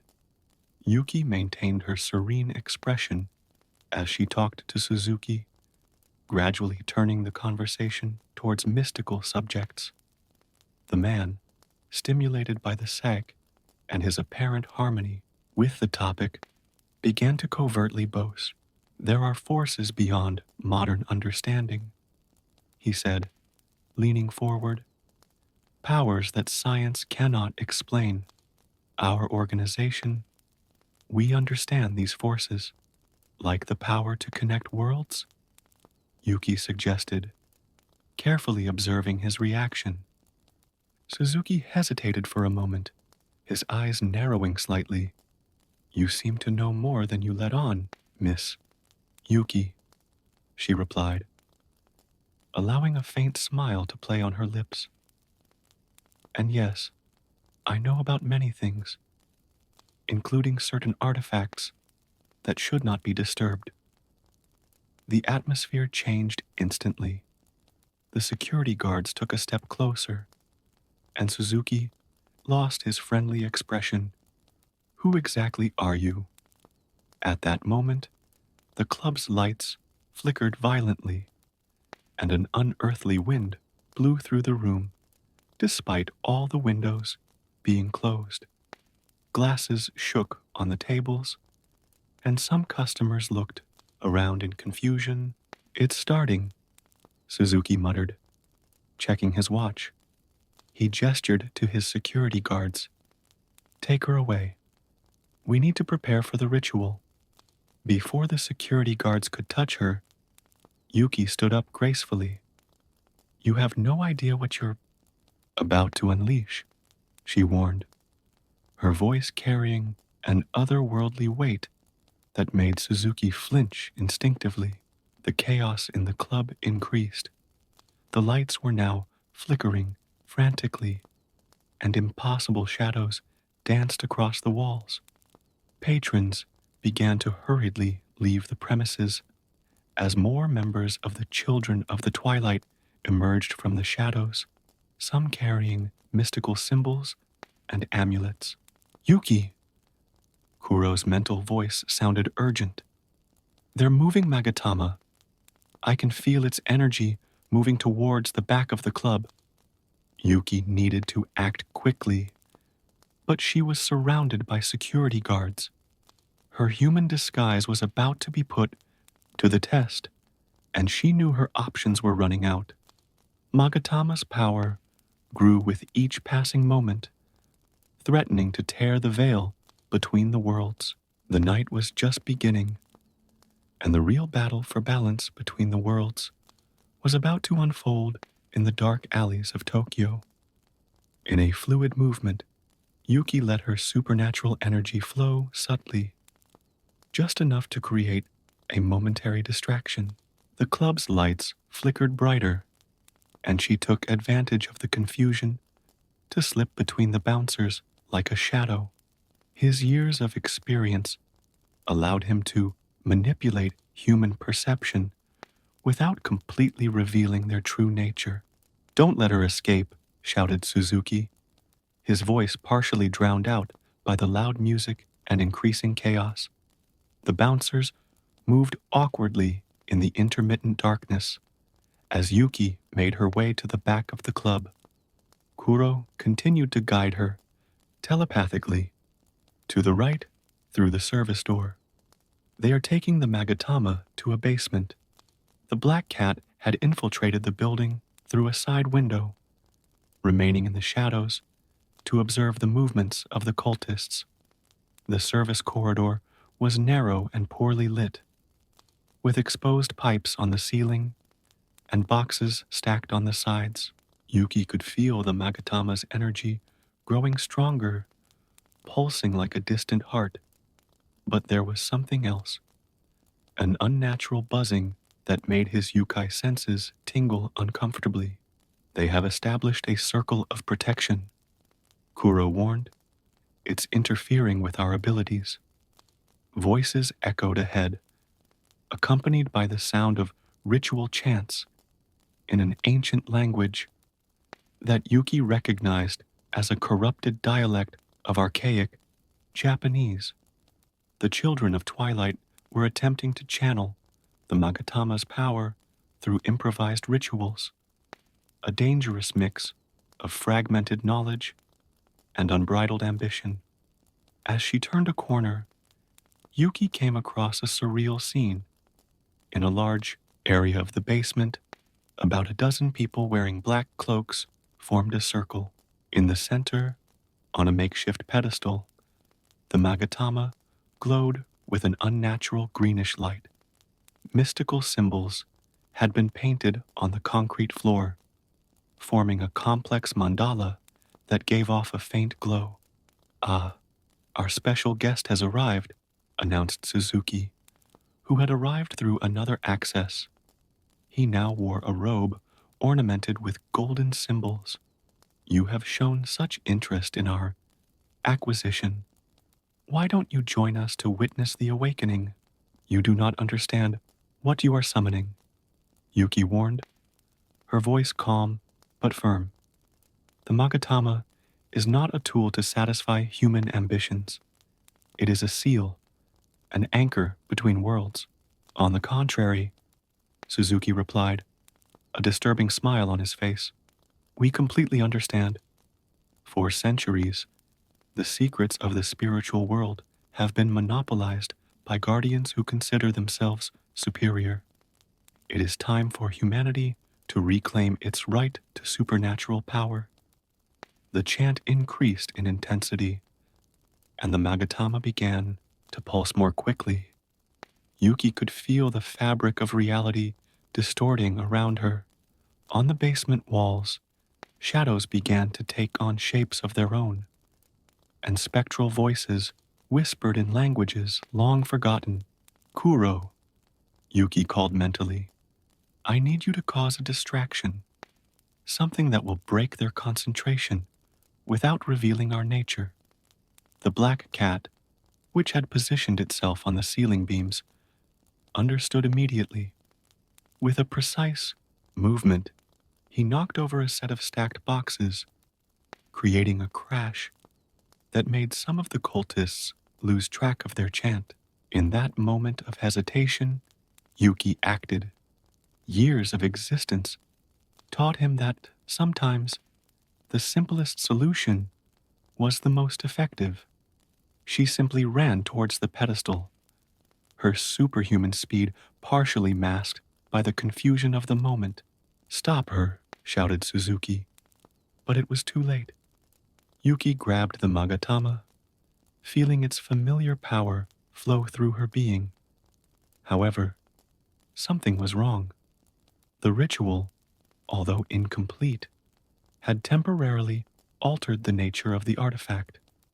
A wave of chaotic energy exploded from the center of the circle, throwing everyone present against the walls. The shadows on the walls gained volume, turning into tentacle-like shapes that writhed and reached for the air.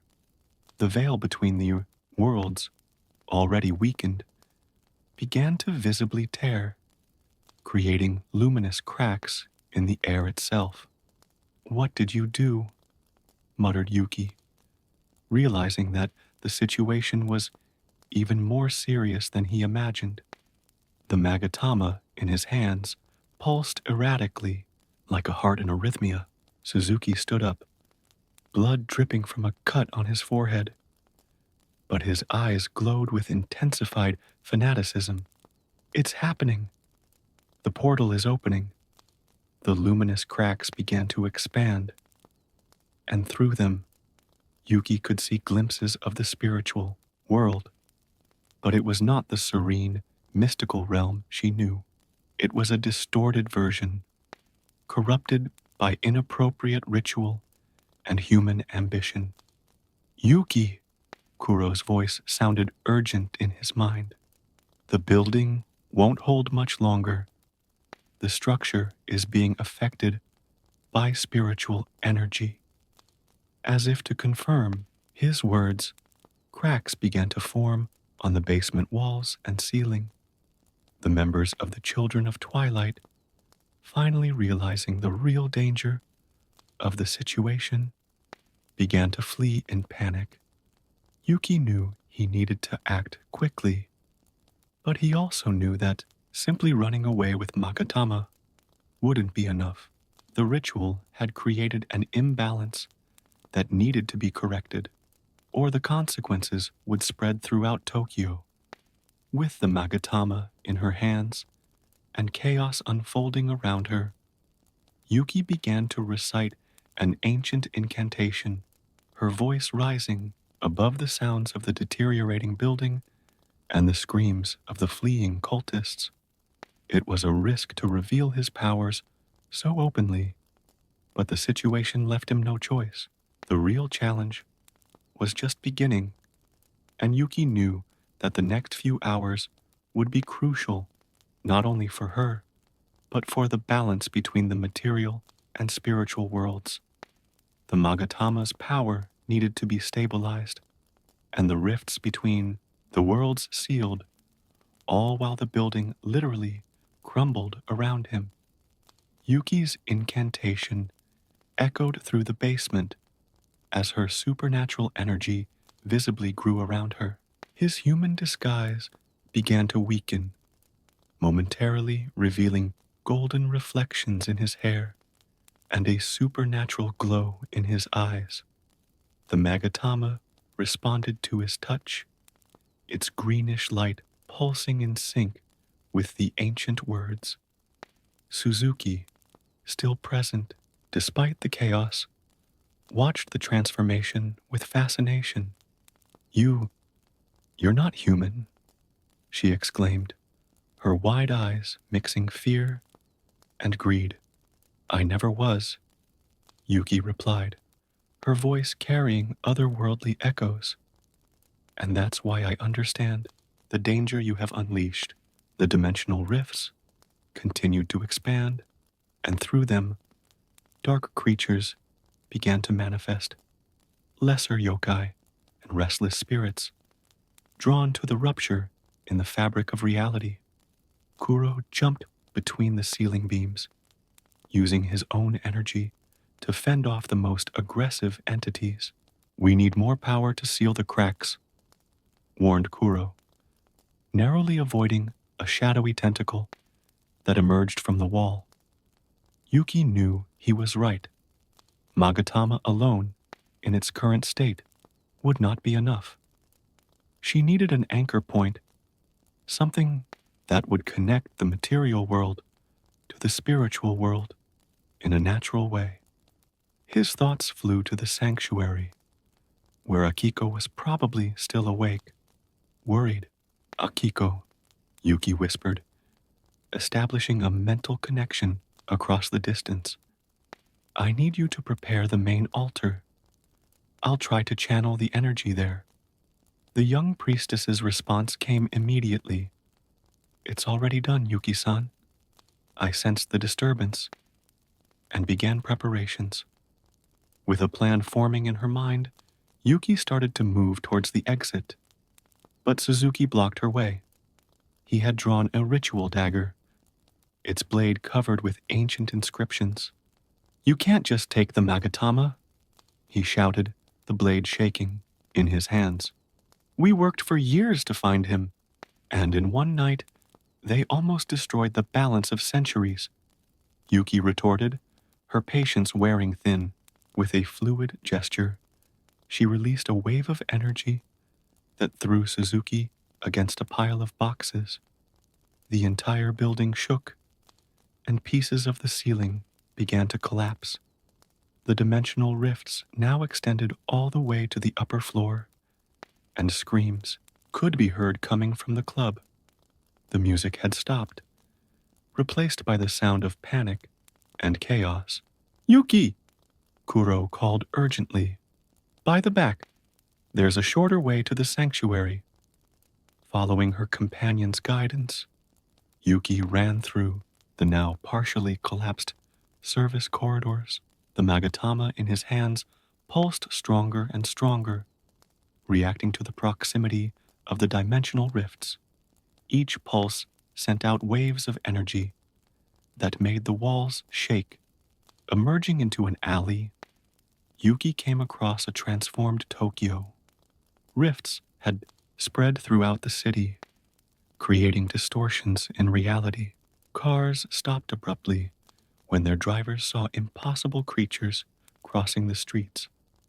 On the facades of the buildings, shadows danced with a life of their own. We need to get to the sanctuary before the situation becomes irreversible, Kuro said, running to his side. The other yokai in town are restless. Some may try to interfere. As if to confirm his words, a figure emerged from the shadows in front of them. A Tengu, mountain raven spirit, its black wings standing out against the Tokyo night sky. Kitsune, his deep voice reverberated in the alley. What did you and your humans do? There's no time for explanations, Kuroma, Yuki replied, recognizing the ancient spirit. Help us contain the demonstrations, or get out of the way. The Tengu hesitated for a moment, his red eyes studying the situation. Finally, he nodded. The Tengus of Mount Takao will help contain the lesser spirits. Handle this quickly, Kitsune. With more unexpected allies emerging, Yuki and Kuro continued their run through the chaotic city. The streets that would normally be crowded at this hour were strangely empty, with only a few disoriented humans seeking shelter. The path to the sanctuary has never seemed so long. Every step was a fight against time and against the supernatural forces that now permeated the city. The Magatama continued its erratic pulsing, and Yuki could feel that the artifact was struggling to find its natural balance.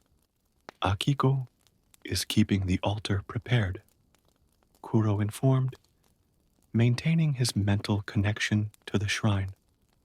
But the energy is affecting even the sacred territory. As they turned a corner, they finally saw the stairs to the sanctuary. At the top, ritual lights glowed steadily. Akiko's work to maintain stability at the sacred site. But even there, dimensional rifts were beginning to manifest, distorting the air into impossible patterns. The ritual needs to be precise, Yuki said, starting to climb the steps. One mistake, and we could make the situation worse. Her kimono fluttered in an unearthly breeze as she ascended, the Magatama glowing ever more brightly in her hands. The night had turned into something beyond human comprehension, and only an ancient kitsune like her could restore the balance, if she could make it to the altar in time. Akiko waited at the top of the stairs, her ceremonial robes fluttering in the unearthly wind. The shrine's courtyard was lit by hundreds of traditional lanterns, their flames dancing in hypnotic patterns that helped stabilize the local energy. On the main altar, sacred incense burned in spirals that defied normal physics. Yuki-san, called Akiko, running to help. The altar is prepared according to the ancient instructions. The sky above the sanctuary had transformed into a kaleidoscope of impossible colors, with the dimensional rifts creating patterns reminiscent of aurora borealis. Lesser spirits floated at the edges of the sacred territory, held back only by the ancient energy of the place and the efforts of the Tengu that now patrolled the skies. We need to act quickly, Yuki said, heading towards the altar. The Magatama is unstable, and the barriers between the worlds are almost completely compromised. Kuro took up position on one of the shrine's pillars, his golden eyes glowing with ancient power. The other yokai in the city are organizing themselves to contain the chaos, but they won't be able to keep it up for long. Yuki positioned the Magatama in the center of the altar, where sacred symbols had been traced with purified salt and sakura petals. The artifact pulsed more and more intensely, its greenish light now mixed with tones of gold and violet. Akiko, Yuki called. I need you to keep the rhythm of the ritual drums. They will help synchronize the energies. The young priestess nodded, taking her place at the large taiko drum. His strokes started out soft, establishing a rhythm that resonated with the very heartbeat of the earth. Yuki closed her eyes, finally letting her human disguise completely dissipate. His 9 tails manifested, glowing with their own light, while his true kitsune form emanated ancient power. The air around him crackled with otherworldly energy. Then, an ancient chant began, older than Japan itself, its words echoing in a language that few still remembered. The Magatama responded, its light pulsing in sync with Yuki's voice. The dimensional rifts seemed to hesitate, their edges flickering like flames in the wind. Suddenly, heavy footsteps sounded on the temple steps. Suzuki had managed to follow them, and he was not alone.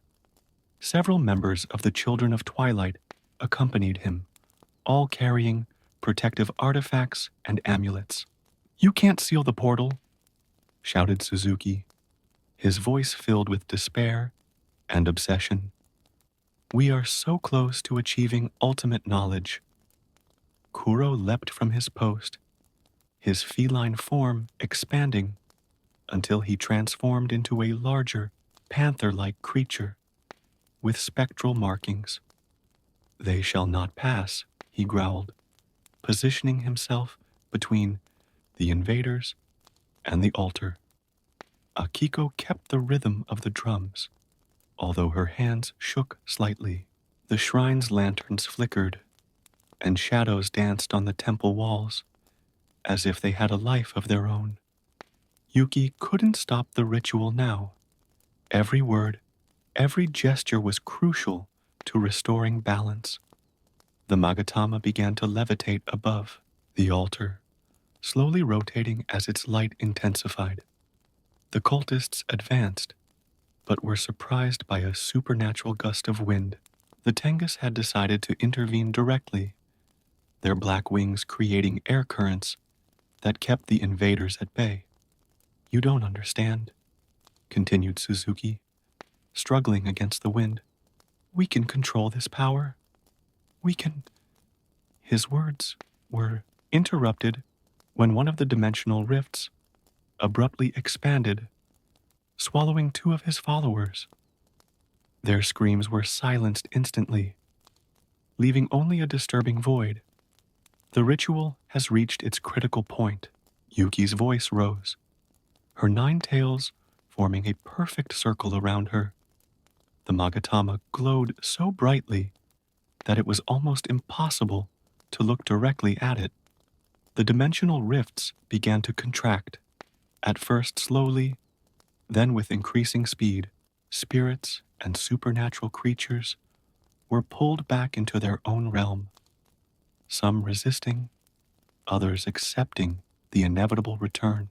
Now, Akiko, Yuki called, her voice echoing with supernatural power. The young priestess struck the drum with all her strength, producing a sound that reverberated throughout the sanctuary. At the same instant, Yuki completed the final incantation, and the Magatama exploded into light. A wave of pure energy expanded from the altar, sweeping across the entire sanctuary and beyond. The dimensional rifts closed one after another, sealed by the combined power of the artifact and the ancient ritual.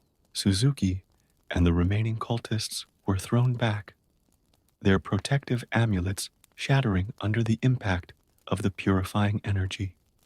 When the light faded, they lay unconscious on the steps of the temple.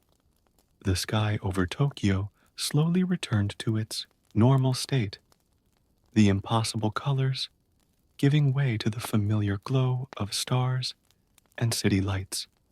The silence that followed was almost deafening. Yuki staggered, exhausted, her 9 tails gradually disappearing as she resumed her human form. The Magatama, now stabilized, gently descended into his hands.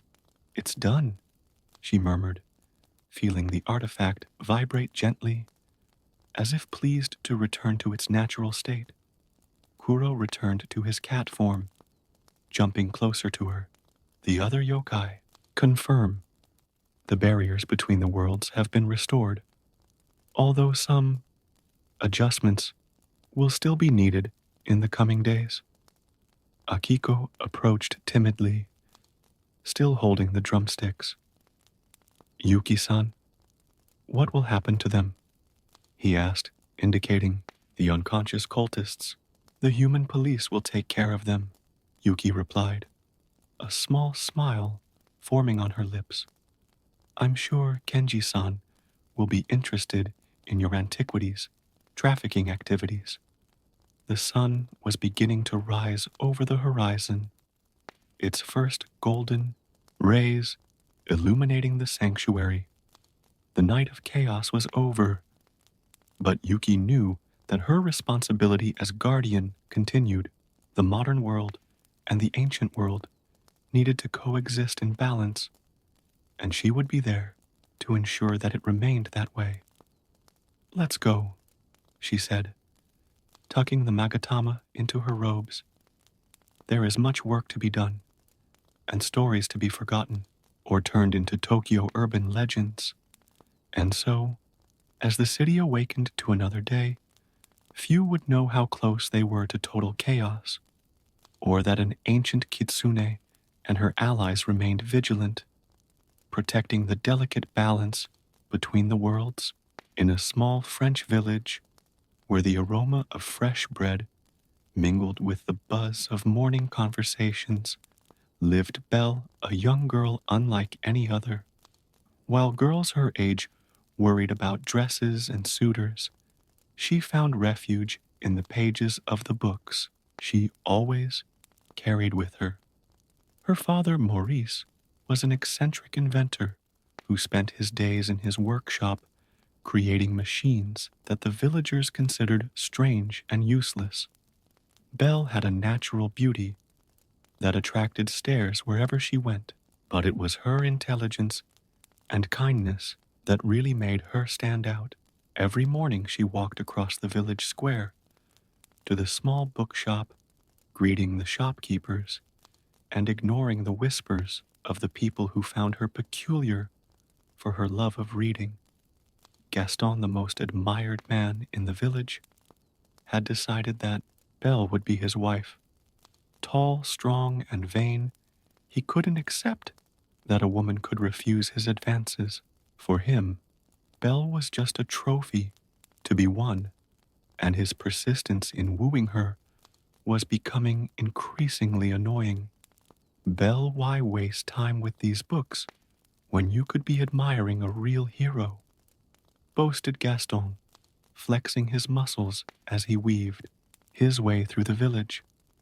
"Because Gaston books take me to extraordinary places and introduce me to fascinating ideas," replied Belle, trying to politely sidestep him. Maurice was working on his newest invention, an automatic wood-chopping machine, when he received an invitation to present his invention at a distant fair. Belle helped her father prepare the cart, worried about the journey he would make through the gloomy forest that surrounded the village. "Be careful, Dad," Belle urged, adjusting the scarf around Maurice's neck. "The forest can be dangerous, especially at night." "Don't worry, my dear," smiled Maurice, hugging his daughter. "Philippe knows the way, and I'll be back in a few days with a first-place medal." What neither of them could have imagined was that this seemingly ordinary farewell would change their lives forever. Maurice set off at dusk, but as night fell, an unexpected storm forced him to deviate from his planned route. The wolves began to howl in the distance, and Philippe, his faithful horse, became increasingly nervous. Amid the darkness and the storm, Maurice spotted an immense iron gate. Beyond it stood a majestic castle, although its gloomy and decayed appearance suggested that it had been abandoned for a long time. Desperate for shelter, he pushed open the rusty gate and entered the castle grounds. The castle's interior was even more impressive than its facade. Ancient tapestries covered the walls, and a lit fireplace suggested that the place wasn't as abandoned as it looked. Maurice heard whispering voices, but couldn't see anyone. "Hello, is anyone there?" He called out, his voice echoing through the empty corridors. The warmth of the fireplace and a comfortable armchair invited him to rest, but his moment of peace was brutally interrupted by a deafening roar. A monstrous shadow loomed over him, and before he could comprehend what was happening, Maurice found himself face to face with a terrible creature, half man, half animal, with sharp fangs and eyes that blazed with fury. "How dare you invade my castle?" thundered the beast, his voice resounding off the walls. Maurice tried to explain himself, trembling with fear, but the beast wasn't interested in his excuses. In a matter of minutes, the poor inventor was dragged into the castle dungeons, where cold, damp bars would be his new home. Philippe, frightened by the events, managed to escape and returned to the village. When Belle saw the horse returning without her father, her heart froze. Without hesitation, she mounted Philippe and asked him to take her to where Maurice was. The journey through the dark forest didn't daunt her. Belle was determined to find her father, even if it meant facing all the dangers the forest could hide. The horse led her along the same winding path until the gates of the mysterious castle appeared in front of them. Inside the castle, seemingly inanimate objects watched her arrival with interest. Lumiere, a talking chandelier, and Cogsworth, a clock that moved on its own, were whispering about the young woman's presence. They, like all the other servants in the castle, had been turned into objects by the same curse that had affected their master.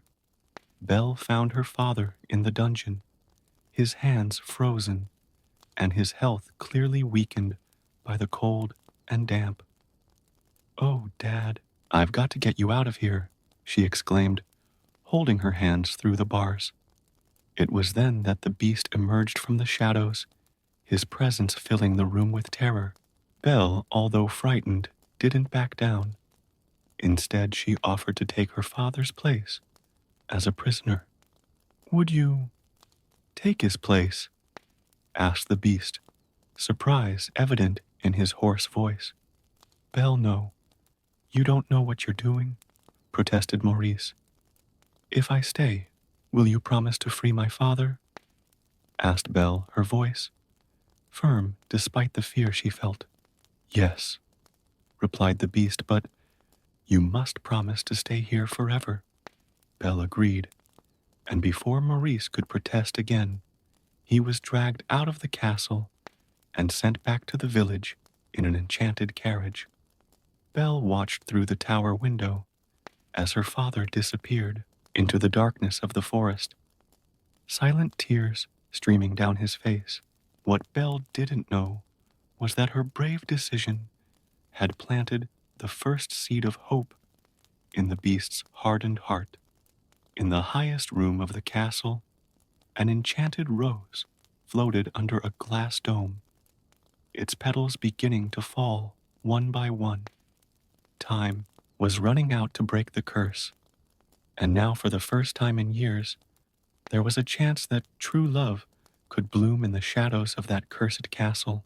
Night fell over the castle, bringing with it the weight of loneliness and the uncertain fate that awaited both Belle and the beast.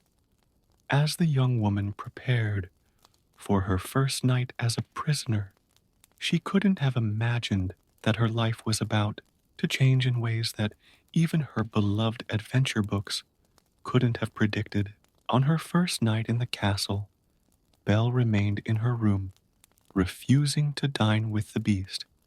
Despite the insistent invitations brought by Madame Samovar, a talking teapot with a motherly voice, the darkness of the room reflected her state of mind, but her natural curiosity soon began to awaken as she observed the luxurious details of her surroundings.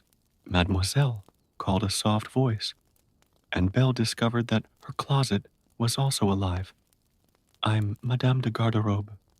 Perhaps a new dress would gladden your heart. Belle was beginning to get used to the surprises of the enchanted castle. The animated objects, although initially frightening, showed a kindness that made her feel less alone. Lumière especially seemed determined to make her stay more pleasant. Mon Dieu, we can't let our guest starve, exclaimed the chandelier, organizing a spectacular musical number in the kitchen.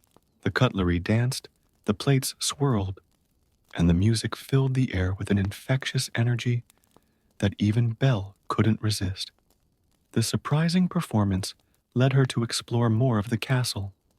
Over the next few nights, while the beast remained aloof in his west wing, Belle discovered new secrets in every corridor. The library, however, remained closed, although she could see its imposing doors at the end of a long corridor. One afternoon, while walking through the snow-covered gardens, Belle noticed subtle changes in the beast's behavior. He watched her from afar, his movements less threatening, almost timid. During one of these moments, she was surprised by a group of wolves that had infiltrated the castle grounds. The beast emerged from the shadows in an instant, placing himself between Belle and the predators. The fight was fierce, and although he managed to fend off the wolves, he was wounded. Belle, who had the perfect opportunity to escape, chose to help him. Stay still, she ordered, cleaning his wounds with warm water. It'll sting a bit. That wouldn't have happened if you hadn't run away, growled the beast, more out of pain than anger. And you wouldn't have been hurt if you hadn't come to save me, Belle replied, her voice softening. Thank you.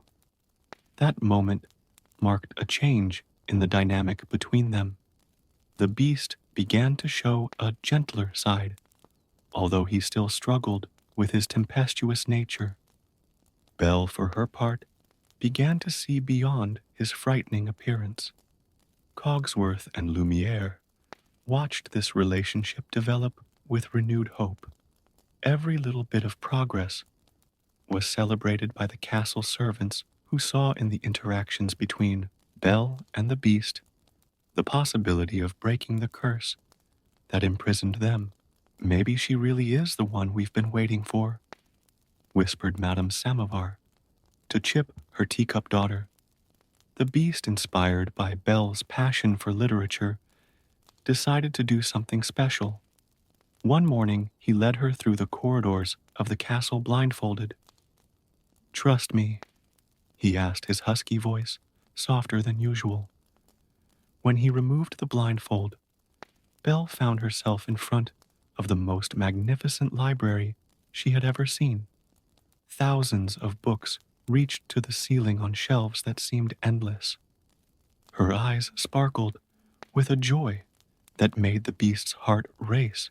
It's incredible, she exclaimed, turning to take in the vastness of the place. I've never seen so many books in my life. It's all yours, declared the beast, discovering that Belle's smile was worth more than all the treasures in the castle. Afternoons were filled with shared reading. Belle discovered that the beast was an eager, if sometimes impatient, student. She would help him with difficult words, and he would share stories about the books he had read in his youth before the curse. Meanwhile, in the village, Gaston hadn't given up on Belle. Consumed by obsession and fueled by delusions of grandeur, he plotted ways to rescue Belle, ignoring Maurice's explanations about the castle and the beast. That crazy old man needs to be taught a lesson, Gaston muttered to Le Fou, his faithful squire. And when Belle realizes that her father is in danger, she'll have no choice but to accept my proposal of marriage. In the castle, oblivious to Gaston's machinations, Belle and the beast discovered more about each other. During a particularly pleasant dinner, where the beast was trying, with comical results, to use cutlery properly, Belle noticed how his eyes, once so frightening, now conveyed a kindness she had never noticed before. "Why didn't you ever tell me your real name?" asked Belle, as they watched the stars from the balcony after dinner. The beast hesitated, painful memories of the past reflected in his gaze. "Adam," he finally answered, "but that name belongs to someone I stopped being a long time ago." Belle gently touched his hairy arm. "Maybe it's time to rediscover him." In the highest room of the castle, another petal of the enchanted rose fell silently. Time continued to pass, but for the first time since the curse had been placed, there was real hope that love could flourish in the shadows of the cursed castle. The atmosphere in the castle continued to change subtly. The once gloomy corridors seemed brighter, and the music of the enchanted servants echoed more frequently through the halls. Belle and Adam spent more and more time together, sharing stories in the library or strolling through the gardens, which with the arrival of spring were beginning to awaken from their winter slumber. During one of these afternoons, while Adam was teaching Belle about the different species of roses in the garden, she noticed a wistful expression on his face as he observed a particularly beautiful rose bush. "What makes it so special?" asked Belle, referring to the enchanted rose she occasionally saw shining under the glass dome. Adam hesitated before answering, his voice laden with regret. "It's a constant reminder of my past mistakes. Each petal that falls marks the time I have left to..." He stopped abruptly, looking away. Belle realized that there was much more to the story than he was willing to reveal, but respected his silence. Instead, she concentrated on showing him how his heart had changed, how his natural kindness was beginning to overcome his bestial appearance. Meanwhile, in the village, Gaston was putting his plan into action. He had convinced the director of the local asylum, Monsieur Dark, to take part in his scheme to have Maurice committed. "The old man is completely mad, talking about monsters and magic castles," Gaston argued to the crowd gathered in the tavern. "It's our duty to protect the village and help Maurice, and of course, comfort poor Belle in her time of need." Le Fou, although still loyal to Gaston, was beginning to question his friend's actions. "Don't you think you're going too far?" he whispered, but was quickly silenced by a threatening look from Gaston. In the castle, Madame Samovar watched with satisfaction as Belle transformed not only the beast, but the entire environment around him. "It's as if she brings light wherever she goes," she commented to Lumiere and Cogsworth.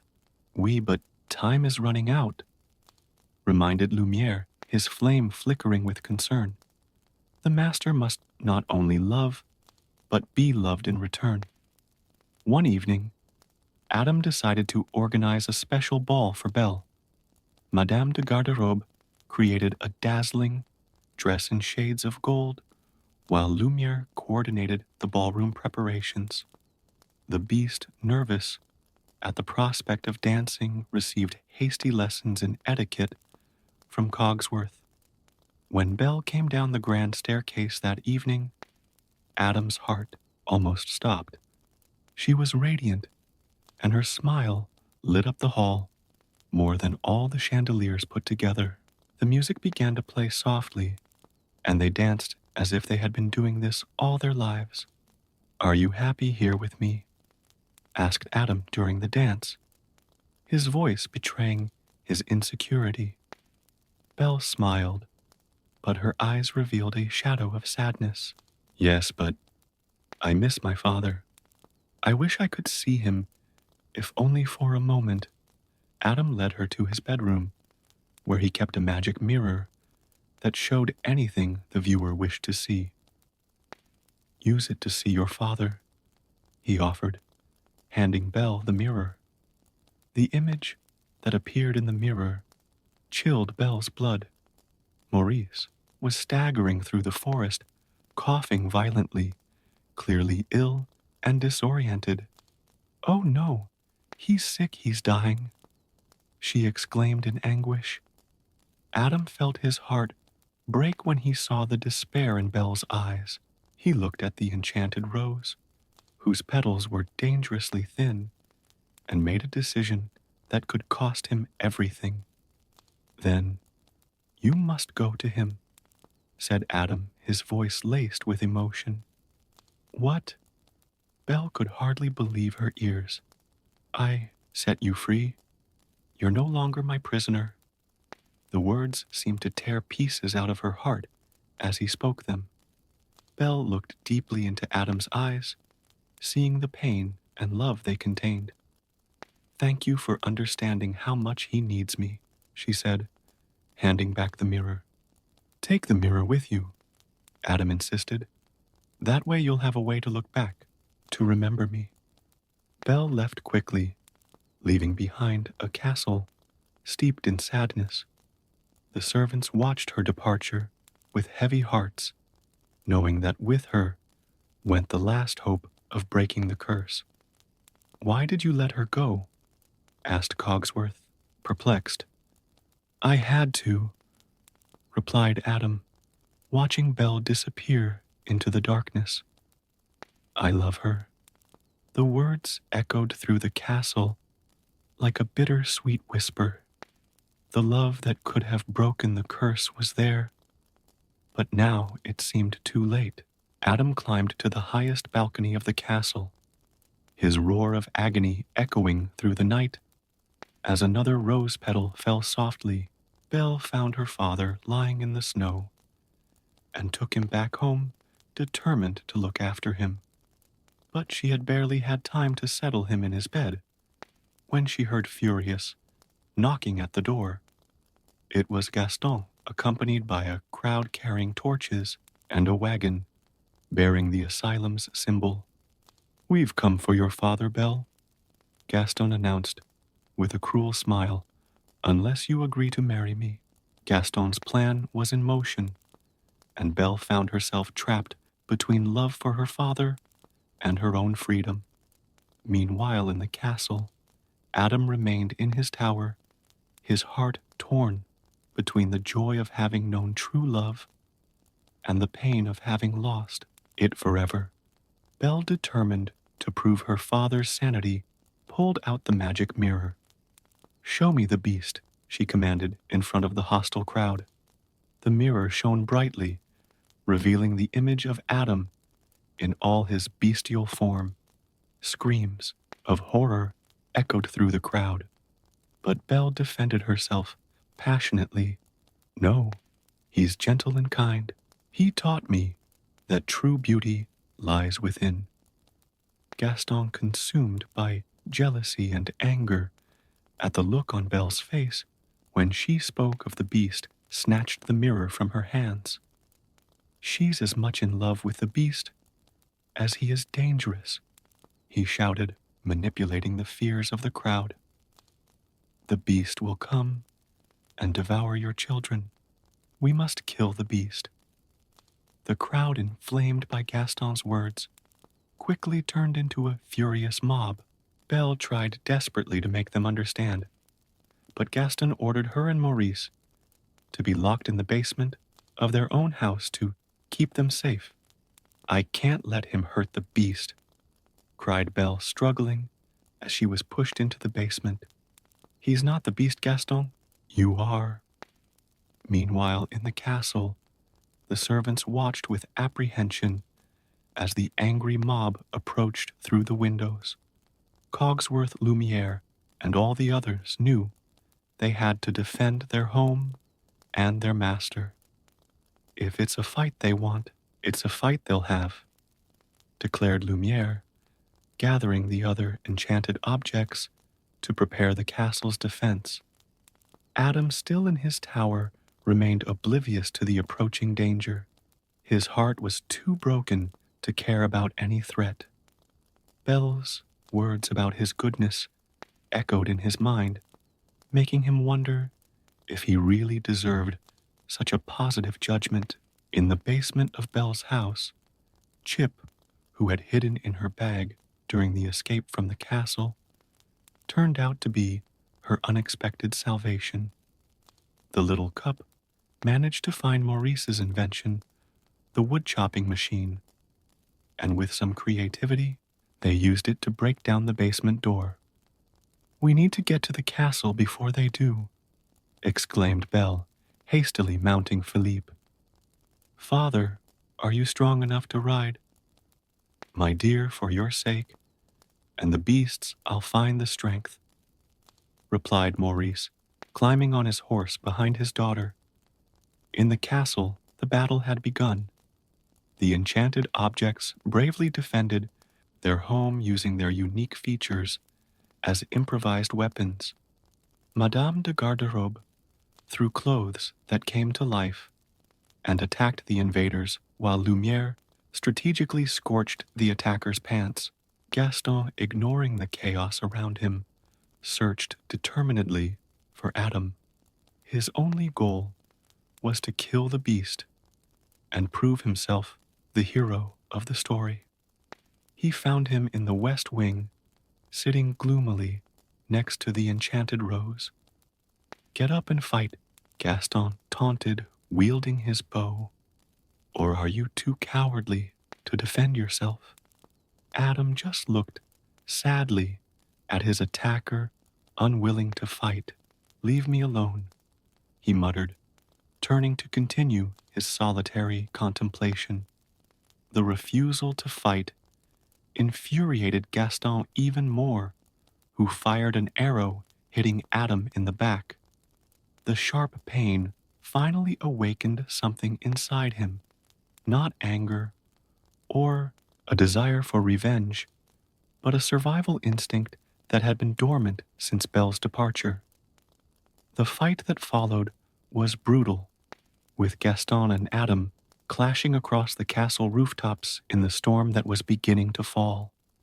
Gaston, with his strength and hunting skills, proved to be a formidable opponent, but Adam, even wounded, possessed superhuman strength. Belle arrived at the castle just as the battle was reaching its climax.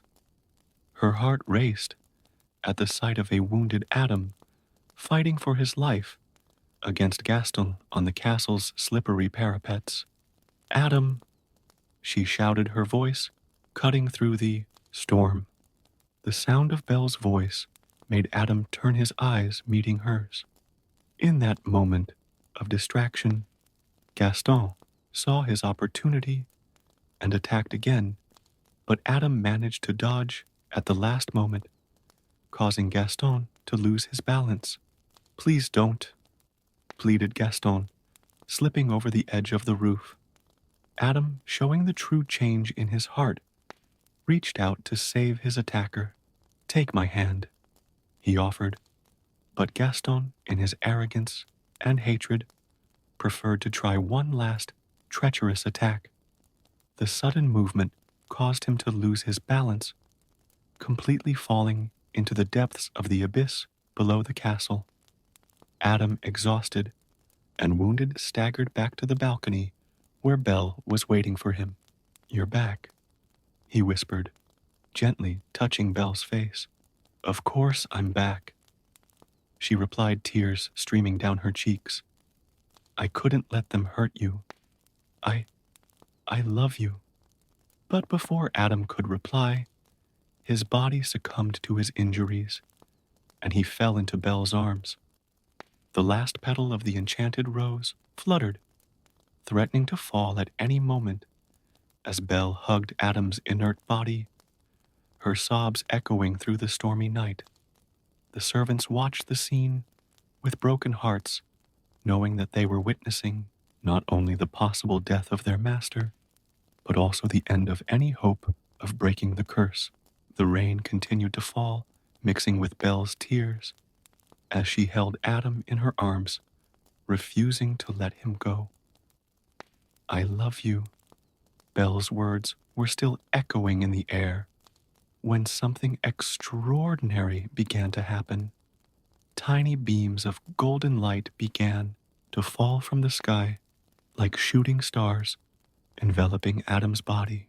Belle stood back in amazement as he was lifted into the air by an invisible, magical force. The transformation was gradual and magnificent. The fur began to dissipate, the claws turned into human hands, and the bestial face gave way to the features of a young prince. The light was so intense that Belle had to shield her eyes. When she was finally able to look again, she saw a tall, handsome man standing before her, dressed in elegant clothes. The prince turned slowly, examining his own hands in amazement. His eyes, although different in appearance, held the same depth and gentleness that Belle had learned to love. "Belle," he said, his voice softer, but still familiar. "It's me." Belle approached hesitantly, studying his face. When their eyes met, she immediately recognized the look, that same look she'd learned to look for, beyond the bestial appearance. "It's you," she exclaimed, touching his face tenderly. The kiss that followed was more than a simple gesture of love. It was the conclusion of a journey of transformation. A wave of magic exploded from the couple, spreading through the castle like a golden wave. The gloomy gargoyles turned into statues of angels, the dark walls took on vibrant colors, and the dead gardens exploded into flowers. Throughout the castle, the servants began to return to their human form. Lumiere was once again a charming maitre, de Cogsworth a distinguished butler, and Madame Samovar a gentle housekeeper. Chip, who had arrived with Belle, transformed into a happy little boy, running into his mother's arms. "Mommy, Mommy, we're human again," cried Chip, jumping for joy. Maurice, who had witnessed the whole transformation from the entrance to the castle, approached slowly, still trying to process the miracle he had just witnessed. "Belle, my dear, this is extraordinary." "Father." Belle ran to embrace him, pulling Adam by the hand. "This is Adam, the man I've learned to love, who's always been there, hiding under the appearance of the beast." Adam bowed respectfully to Maurice. "Sir, I know I started our relationship in the worst possible way. I ask for your forgiveness, and if you'll allow me, I'd like to spend the rest of my life making up for past mistakes." Maurice, seeing the sincerity in the prince's eyes and the happiness on his daughter's face, gave her a warm smile. "Belle's love has already proven its worth. If she has chosen it, that is enough for me." The next few days were filled with celebration at the castle. News of the transformation spread quickly, and little by little, the villagers began to return, discovering that Maurice's crazy stories were in fact true. Lei Fu, who had survived the battle, became a frequent visitor to the castle, finding true friendship among the old enchanted objects. His change of allegiance symbolized how love could transform not only a cursed prince, but everyone around him. The library, which had been Adam's first real gift to Belle, became an open space for all the villagers. Belle began teaching the children to read, fulfilling her dream of sharing her love of books with others. You see, Lumiere commented to Cogsworth, watching Belle lead a reading class, who would have thought that our salvation would come through a young girl who loved books? And who would have thought, replied Cogsworth, with a smile, that you'd be right about anything. The castle, once a place of darkness and sadness, became a center of light and learning. Adam and Belle ruled with wisdom and compassion, never forgetting the lessons their love story had taught them, that true beauty lies within, and that love has the power to transform even the most hardened heart. On special nights, when the moon was full and the stars shone brightly, Adam and Belle still danced in the grand ballroom, remembering that first dance that had changed their lives forever. The servants now, a real family, watched with smiles on their faces, knowing that the curse hadn't just been broken, it had been transformed into a blessing that brought love and happiness to everyone. The enchanted rose, although it had long since lost its petals, was preserved under its glass dome as a constant reminder that true love can bloom in the most unlikely places, and that the most important beauty is that which cannot be seen with the eyes. And so, in the castle that had once been cursed by arrogance, now blessed by love, Belle and Adam lived their story, not just happily ever after, but more importantly, growing and learning together every day, proving that true love is not a magical ending, but a transformative beginning. In the kingdom of Ravenscroft, where the towers of the royal castle pierced the sky like stone needles, the young Princess Aurora grew up amid an unsettling silence. Her golden hair and amber eyes contrasted with the solitude that surrounded her in the long corridors of the palace. During his 16 years of life, something always seemed missing, as if a piece of his history had been ripped away before he was even born. One autumn afternoon, while exploring the castle's dusty attic, Aurora discovered an antique chest hidden behind faded tapestries. His hands shook as he opened the rusty lock, revealing 12 miniature portraits. They were young faces, all with the same amber eyes that she saw every morning in her own reflection. "My dear," an elderly, familiar voice echoed through the attic.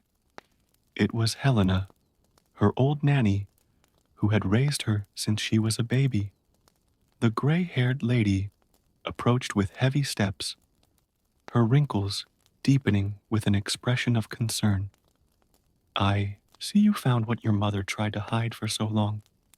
Aurora held the portraits to her chest, her questions brimming in her eyes. Helena sat on an old trunk, gesturing for the princess to do the same. "You had 12 brothers, my child, 12 brave and kind princes who filled this castle with laughter and life."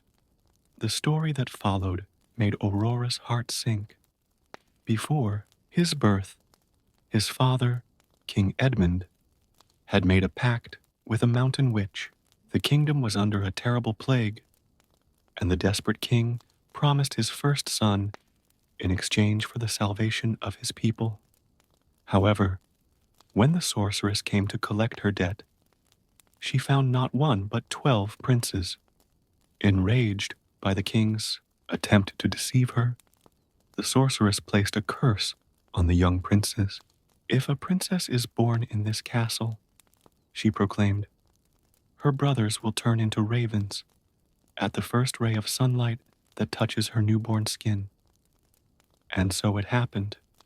When Aurora was born, her 12 siblings were transformed into night-black ravens, flying away from the castle under their mother's desperate cries.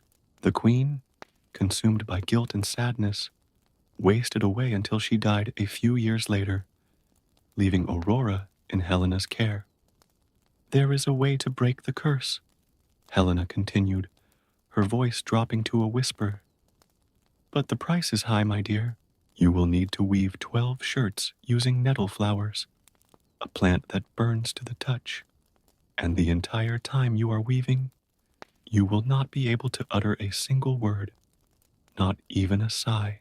For 12 years, Aurora stood up, her eyes shining with determination.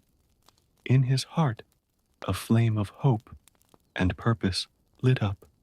Without hesitation, he took paper and ink from a nearby desk and wrote, "Teach me what I need to do." Helena smiled sadly, recognizing the same strength she saw in the 12 princes. Tomorrow, before dawn, we will set out for the forest. There we will find the nettles, and your work will begin. But remember, child, once you begin, you cannot turn back. Silence shall be your companion for the next 12 years. That night, while the castle slept, Aurora remained awake in her chambers, watching through the window the ravens that occasionally flew over the towers. Now, she understood why she had always been attracted to these birds, why her heart leapt when she saw a flock of them crossing the sky. Somewhere, beyond the castle walls, her brothers waited for her. With the first light of dawn, Aurora found Helena in the castle gardens, dressed in simple clothes and carrying only a small bag of provisions. The princess was ready to begin her journey. Helena led her along a secret path that wound through the dense forest until they reached a clearing where nettles grew in abundance. "This will be your sanctuary," Helena said, showing a small abandoned cabin at the edge of the clearing. "Here you can work in peace, away from the prying eyes of the court." Aurora nodded, her hands already reaching for the plants that would be both her salvation and her torment. The first touch was like fire on her skin, but she didn't flinch. He thought about his brothers, about their lives interrupted by the curse, and found the strength to continue. The rising sun painted the sky pink as Aurora began her silent work. His hands, protected only by thin leather gloves, picked the nettles that burned even through the fabric. Every bite was a reminder of the sacrifice she was willing to make for her lost family. Helena watched with a heavy heart, knowing that she would leave the young princess alone with her mission. "I will return regularly to bring supplies and check on your progress," he promised. "But remember, no matter what happens, do not break your silence. The slightest word spoken will undo all the work and turn your brothers into ravens forever." With one last silent embrace, Helena departed, leaving Aurora alone with her monumental task. The princess watched her mentor disappear into the trees, and then turned back to the nettles. His fingers began to work methodically, ignoring the pain each touch caused. On the horizon, 12 ravens circled high in the sky, as if they knew their salvation was finally in motion. Aurora looked up at them, a silent promise forming in her heart. She would bring them back no matter the cost. Days turned into weeks as Aurora established her new routine in the little cabin in the woods. Her hands, once soft and delicate, were now calloused and marked by the constant stings of nettles. Silence, his eternal companion, weighed on his shoulders like an invisible cloak, but his determination remained unshakable. Helena kept her promise, visiting regularly with provisions and news from the castle. King Edmund, consumed by guilt over the past and troubled by the sudden disappearance of his only daughter, had sent search parties throughout the kingdom. Aurora watched from afar as the knights passed close to the clearing, their hearts heavy for returning to the castle empty-handed. During the nights, while working by candlelight, Aurora began to notice subtle changes in her surroundings. The crows that previously only flew overhead now landed near the cabin, their amber eyes shining with an intelligence that went beyond the ordinary. She knew in her heart that it was her brothers keeping silent vigil over their little sister. One particularly cold morning, as Aurora was gathering more nettles, a figure emerged from the forest. It was not Helena, but a young peasant woman who introduced herself as Lily. Her eyes widened as she saw Aurora's bruised hands and meticulous work with the nettles. "You must be exhausted," Lily said, her gentle voice echoing across the clearing. "Let me help you."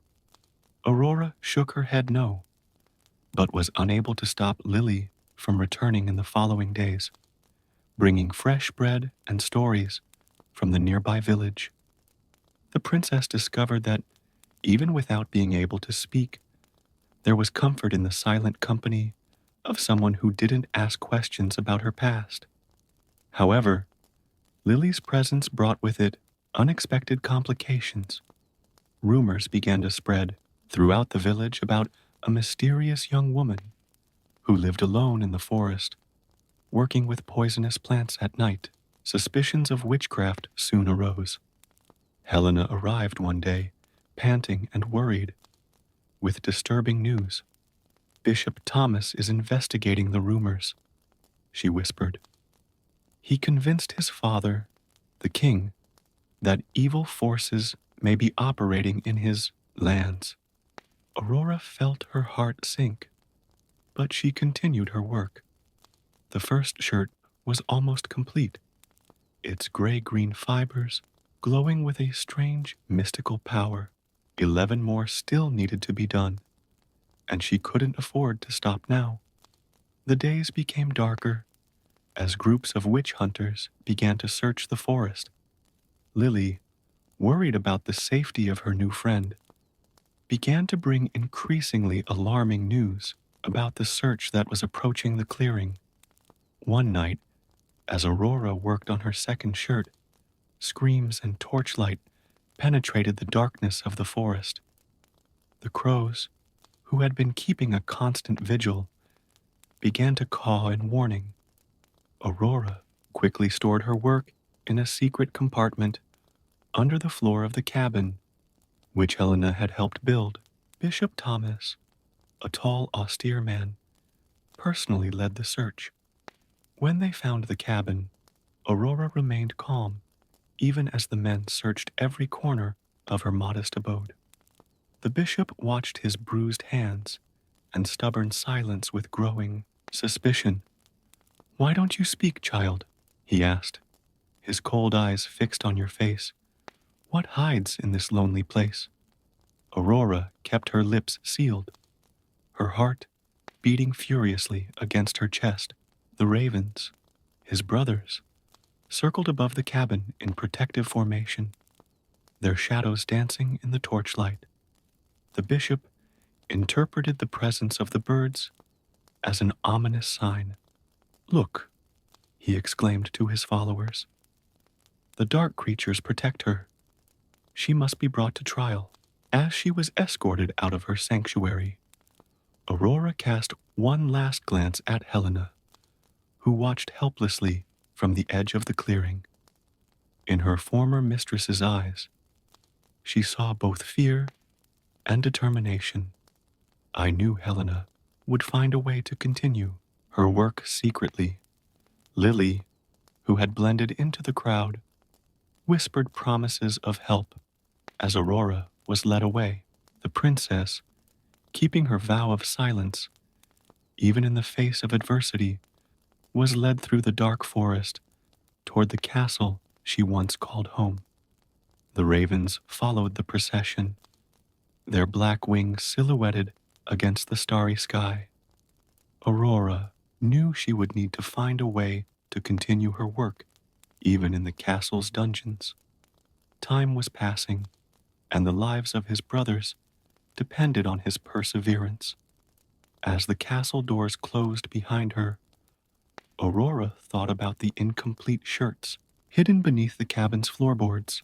11 years and 10 months remained on her mission, and she would not allow accusations of witchcraft to stop her from completing her sacred task. Her silence would be her strength, her determination, her only defense against the shadows that threatened to engulf her. Returning to Ravenscroft Castle was a surreal experience for Aurora. The same hallways that once echoed their loneliness now reverberated with whispers and accusing glances. She was taken not to her former royal chambers, but to a cell in the dungeons, where damp seeped through the stone walls and sunlight could barely penetrate through the narrow bars. King Edmund, upon recognizing his daughter among those accused of witchcraft, was devastated. He visited Aurora in her cell, his eyes begging for an explanation. "Just one word, my dear," he pleaded. "Why this silence? Why hide in the forest like a criminal?" But Aurora kept her lips sealed, every fiber of her being resisting the temptation to reveal the truth to her father. The days in the dungeon were long, but Aurora did not remain idle. Helena, using her position as the princess's former nurse, obtained permission to visit the prisoner regularly, bringing with her, hidden among clean clothes and blankets, small quantities of nettles. During the night, when the guards dozed off, Aurora continued her work meticulously. Lily also found ways to help, getting a job as a kitchen assistant at the castle. She brought news from the outside world and, more importantly, kept Aurora informed of the movements of Bishop Thomas, who was preparing an elaborate trial for witchcraft. The ravens, his transformed brothers, never abandoned their vigil. They perched on the turrets near his window, their amber eyes shining with brotherly concern. Sometimes, when loneliness threatened to consume her, Aurora found comfort in her soft caws, which seemed to carry memories of long-forgotten laughter. The trial was set to begin with the next full moon, giving Aurora only a few weeks to strengthen her resolve. Bishop Thomas visited her cell regularly, trying to extract a confession from her. "Silence is the mark of evil," he declared, his cold eyes fixed on her. "Only those who have something to hide refuse to speak the truth before God." One day, during one of these visits, something unexpected happened. One of the ravens, the largest of them, which Aurora secretly believed to be her older brother, Alexander, flew through the cell window. The bird landed gracefully between her and the bishop, its wings outstretched in a protective stance. Bishop Thomas stepped back, making the sign of the cross.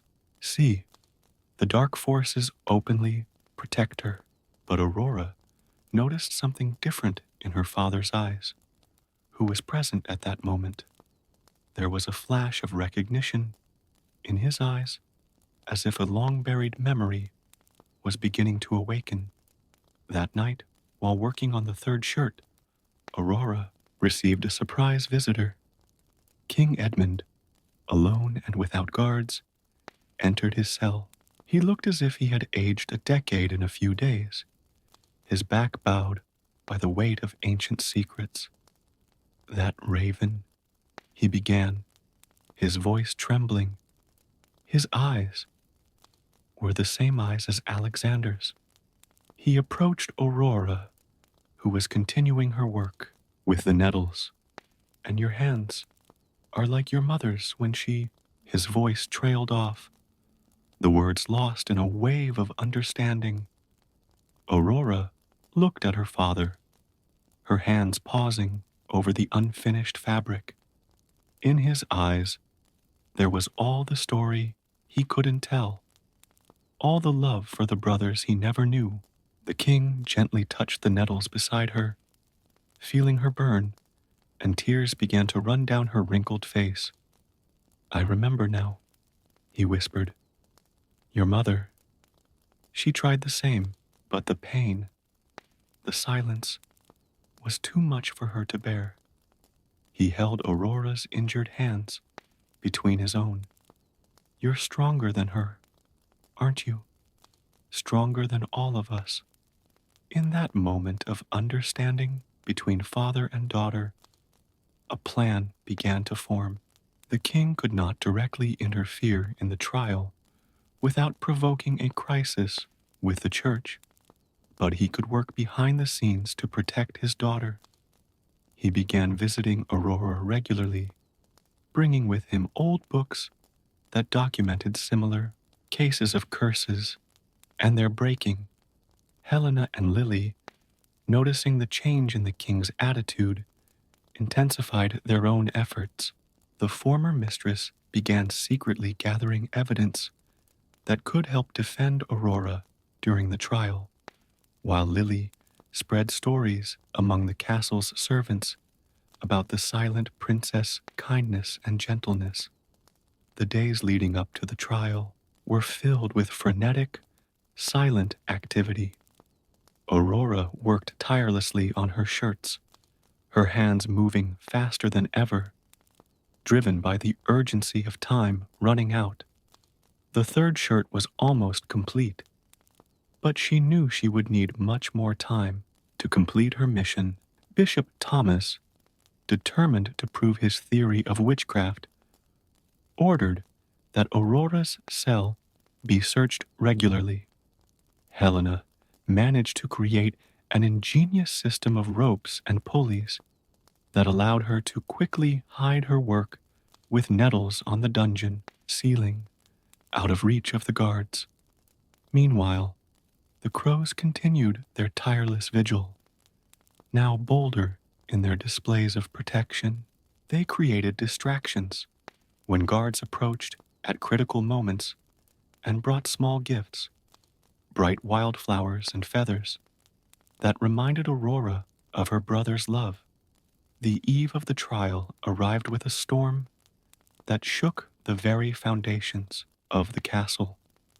Aurora remained awake, working by the light of a single lamp, while the thunder masked the sound of her needles. Through the small window of her cell, she could see her raven brothers bravely facing the storm, refusing to seek shelter, keeping their guard faithful. In her loneliness, Aurora thought of everyone who risked so much to help her. Helena, with her wisdom and dedication; Lily, with her unwavering loyalty; his father, finally awakened to the truth; and their brothers, trapped in winged forms but never absent. Tomorrow she would face her trial, and although she couldn't speak in her own defense, she knew she wasn't truly alone. The judgment hall was packed, as Aurora was led inside, her hands still scarred from her night's work with the nettles. Bishop Thomas presided from his ornate seat, while King Edmund looked on with a tense expression from his royal throne. The nobility and villagers crowded onto the wooden benches, their gazes fixed on the silent figure in the center of the hall. "Dawn of Ravenscroft," Bishop Thomas began, his voice echoing off the stone walls. "You are accused of practicing witchcraft, of communicating with dark creatures, and of bringing bad luck to the kingdom. How do you plead?" Aurora's silence was her only response, causing murmurs among the crowd. Helena, sitting near the entrance, clutched a handkerchief between her gnarled fingers, while Lily, mingled among the servants, kept her eyes fixed on her friend. The trial continued with a procession of witnesses. Hunters talked about the mysterious cabin in the forest. Villagers described the crows that always followed her, and guards reported her strange behavior in the dungeon. However, for each accusation, unexpected defenders also emerged. "The silent girl cured my daughter with herbs when no doctor could help," declared a peasant woman, advancing boldly. Others stood up to tell similar stories of kindness and healing. Through the hall's large windows, the 12 ravens watched the proceedings, their presence causing Bishop Thomas visible discomfort. Aurora remained calm, her hands occupied with a small piece of nettle that Helena had secretly managed to pass to her, continuing her work even during her own trial.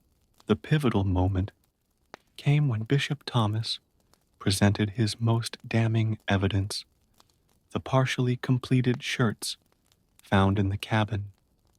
"These garments," he proclaimed, "were woven from poisonous herbs in nightly rituals." It was then that King Edmund stood up, his firm voice echoing through the hall. "These are common nettles, used by weavers throughout the kingdom. My own wife," he hesitated, looking at Aurora with understanding, "used to weave with them." A buzz ran through the assembly. The bishop, realizing he was losing ground, changed his tactics.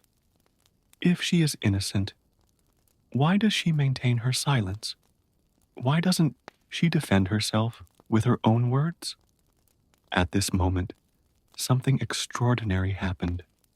The 12 ravens flew into the hall, forming a perfect circle around Aurora. The sunlight, passing through the stained glass windows, created a spectacle of colors and shadows that left everyone breathless.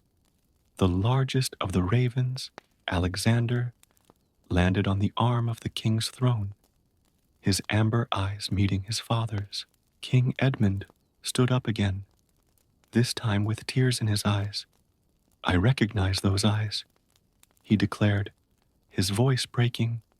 "They are the same eyes I last saw 17 years ago, when my 12 children disappeared." The hall was completely silent as the king narrated the story of the curse, the witch, and the sacrifice his wife had tried to make. "And now," he concluded, "my daughter continues the work her mother began, seeking to bring her brothers back." Bishop Thomas, although visibly shaken, was not willing to give in. "This is just more evidence of witchcraft. She must be..." But his words were interrupted by an even more surprising event. One of the crows flew to Aurora, carrying a small golden key in its beak. The princess recognized it immediately. It was the key to the chest where she had found the portraits of her brothers. Helena quickly looked for the chest, which was opened in front of the entire court. The portraits of the 12 princes were compared with the eyes of the ravens present. and the resemblance was undeniable. Even the most skeptical could not deny the truth before their eyes. The trial has turned into something different, no longer an accusation of witchcraft, but a revelation of an ancient curse and a princess's silent sacrifice to save her family. Bishop Thomas, although still suspicious, was forced to recognize that forces greater than his understanding were at play. Aurora was freed from the charges, but her work was far from over. The king ordered her to be resettled in his royal apartments, where she could continue her task in peace. Helena and Lily were designated as her official ladies-in-waiting, assisting her in her mission. The ravens, now recognized as the lost princes, were welcomed back to the castle. They made their nests in the towers near Aurora's chambers, maintaining their familiar vigil as she continued her silent work with the nettles.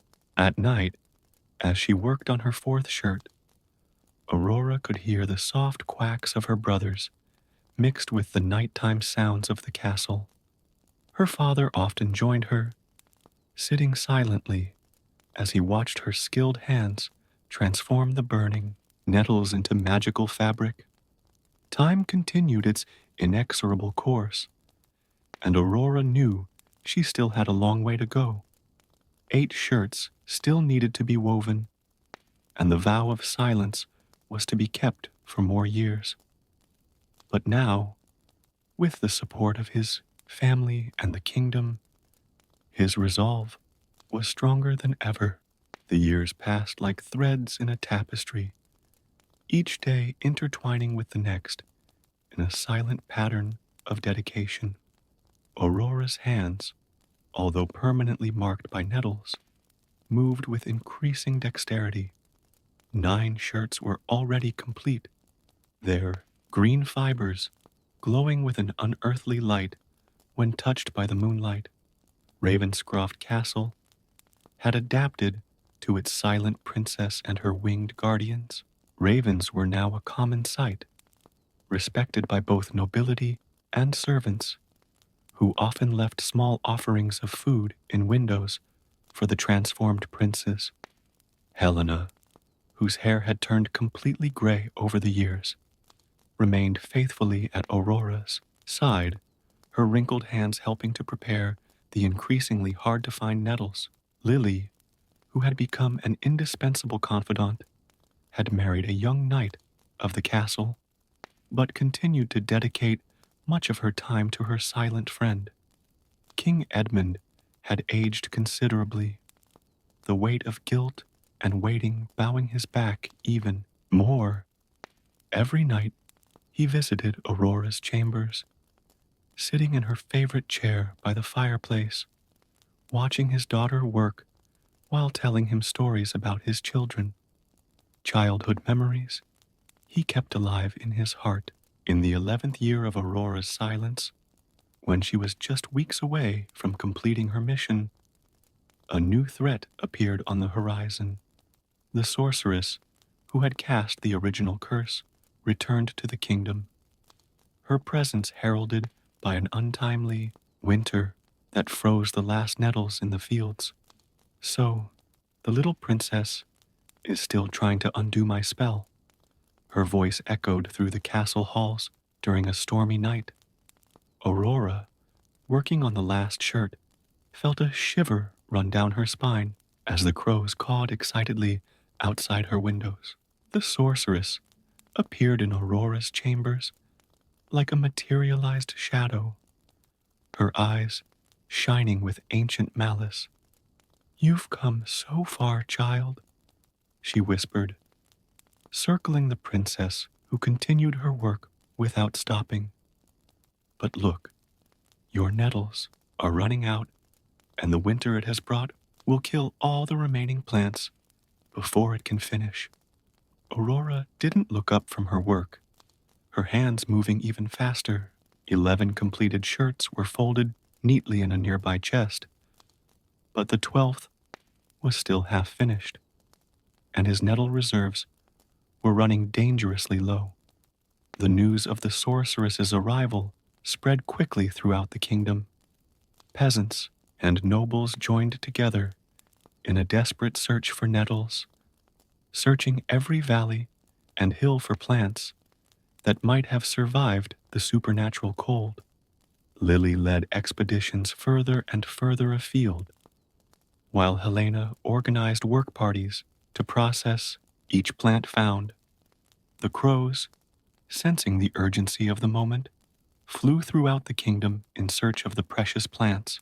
Sometimes they returned with small bundles trapped in their claws, their feathers covered in frost, but determined to help their sister complete her mission.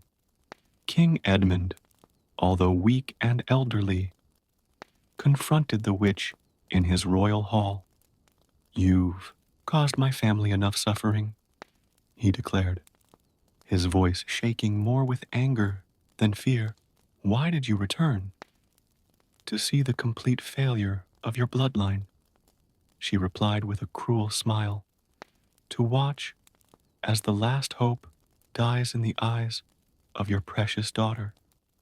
But the sorceress had underestimated the strength of family love and the determination of a devoted sister. In the final weeks of her 12th year, when the magical winter threatened to freeze even the castle's stones, Aurora worked tirelessly. His fingers were bleeding from the effort, but each stitch was made with absolute precision. On the final night, when the deadline was just a few hours away, Aurora was just a few points away from completing the last jersey. The sorceress appeared again, bringing with her icy winds that threatened to blow out the candles in the room. But this time, she didn't find Aurora alone. Helena and Lily were there, their silent presence offering strength. King Edmund remained at his post by the fireplace, his eyes never leaving his daughter, and the 12 ravens, his transformed brothers, formed a protective circle around him, their wings outstretched against the unearthly cold. With the last ray of sunlight of the 12th year approaching, Aurora took the last stitch on the 12th jersey. Her hands shook as she stood up, holding the 12 shirts. The sorceress watched in helpless rage as Aurora threw a shirt over each crow. At the exact moment the last ray of sunlight touched the last shirt, a golden light filled the room. The ravens, one by one, turned back into men, the 12 princes of Ravenscroft, just as they appeared in the portraits Aurora had found so many years before. "You did it, little sister," said Alexander, the eldest, his first words in 12 years directed to the sister he had never really met. Aurora, finally free from her vow of silence, let out a sob of joy as she was wrapped in the arms of her 12 brothers. The sorceress, her curse broken, vanished with a scream of fury, taking the unnatural winter with her. King Edmund, tears running freely down his wrinkled face, embraced his sons one by one, asking forgiveness for his former weakness. "There is nothing to forgive," Aurora replied, her voice hoarse from the long silence. "Our family's love has proven to be stronger than any curse." In the days that followed, the kingdom of Ravenscroft celebrated the return of its princes and the courage of its princess. Stories of their silent sacrifice and unwavering dedication spread throughout the lands, inspiring tales of brotherly love and perseverance that would be told for generations. Helena and Lily remained close friends of the royal family, their own loyalties rewarded with positions of honor at court, and the brothers, reunited after so long, promised never to separate again, ruling the kingdom side by side when their turn came. As for Aurora, her hands would always bear the scars of the nettles, but she considered them marks of honor, tangible reminders of the power of love and the strength of silence. The sweetest sound to his ears became his brother's laughter echoing through the halls of the castle, a song that was worth every moment of their long silent sacrifice.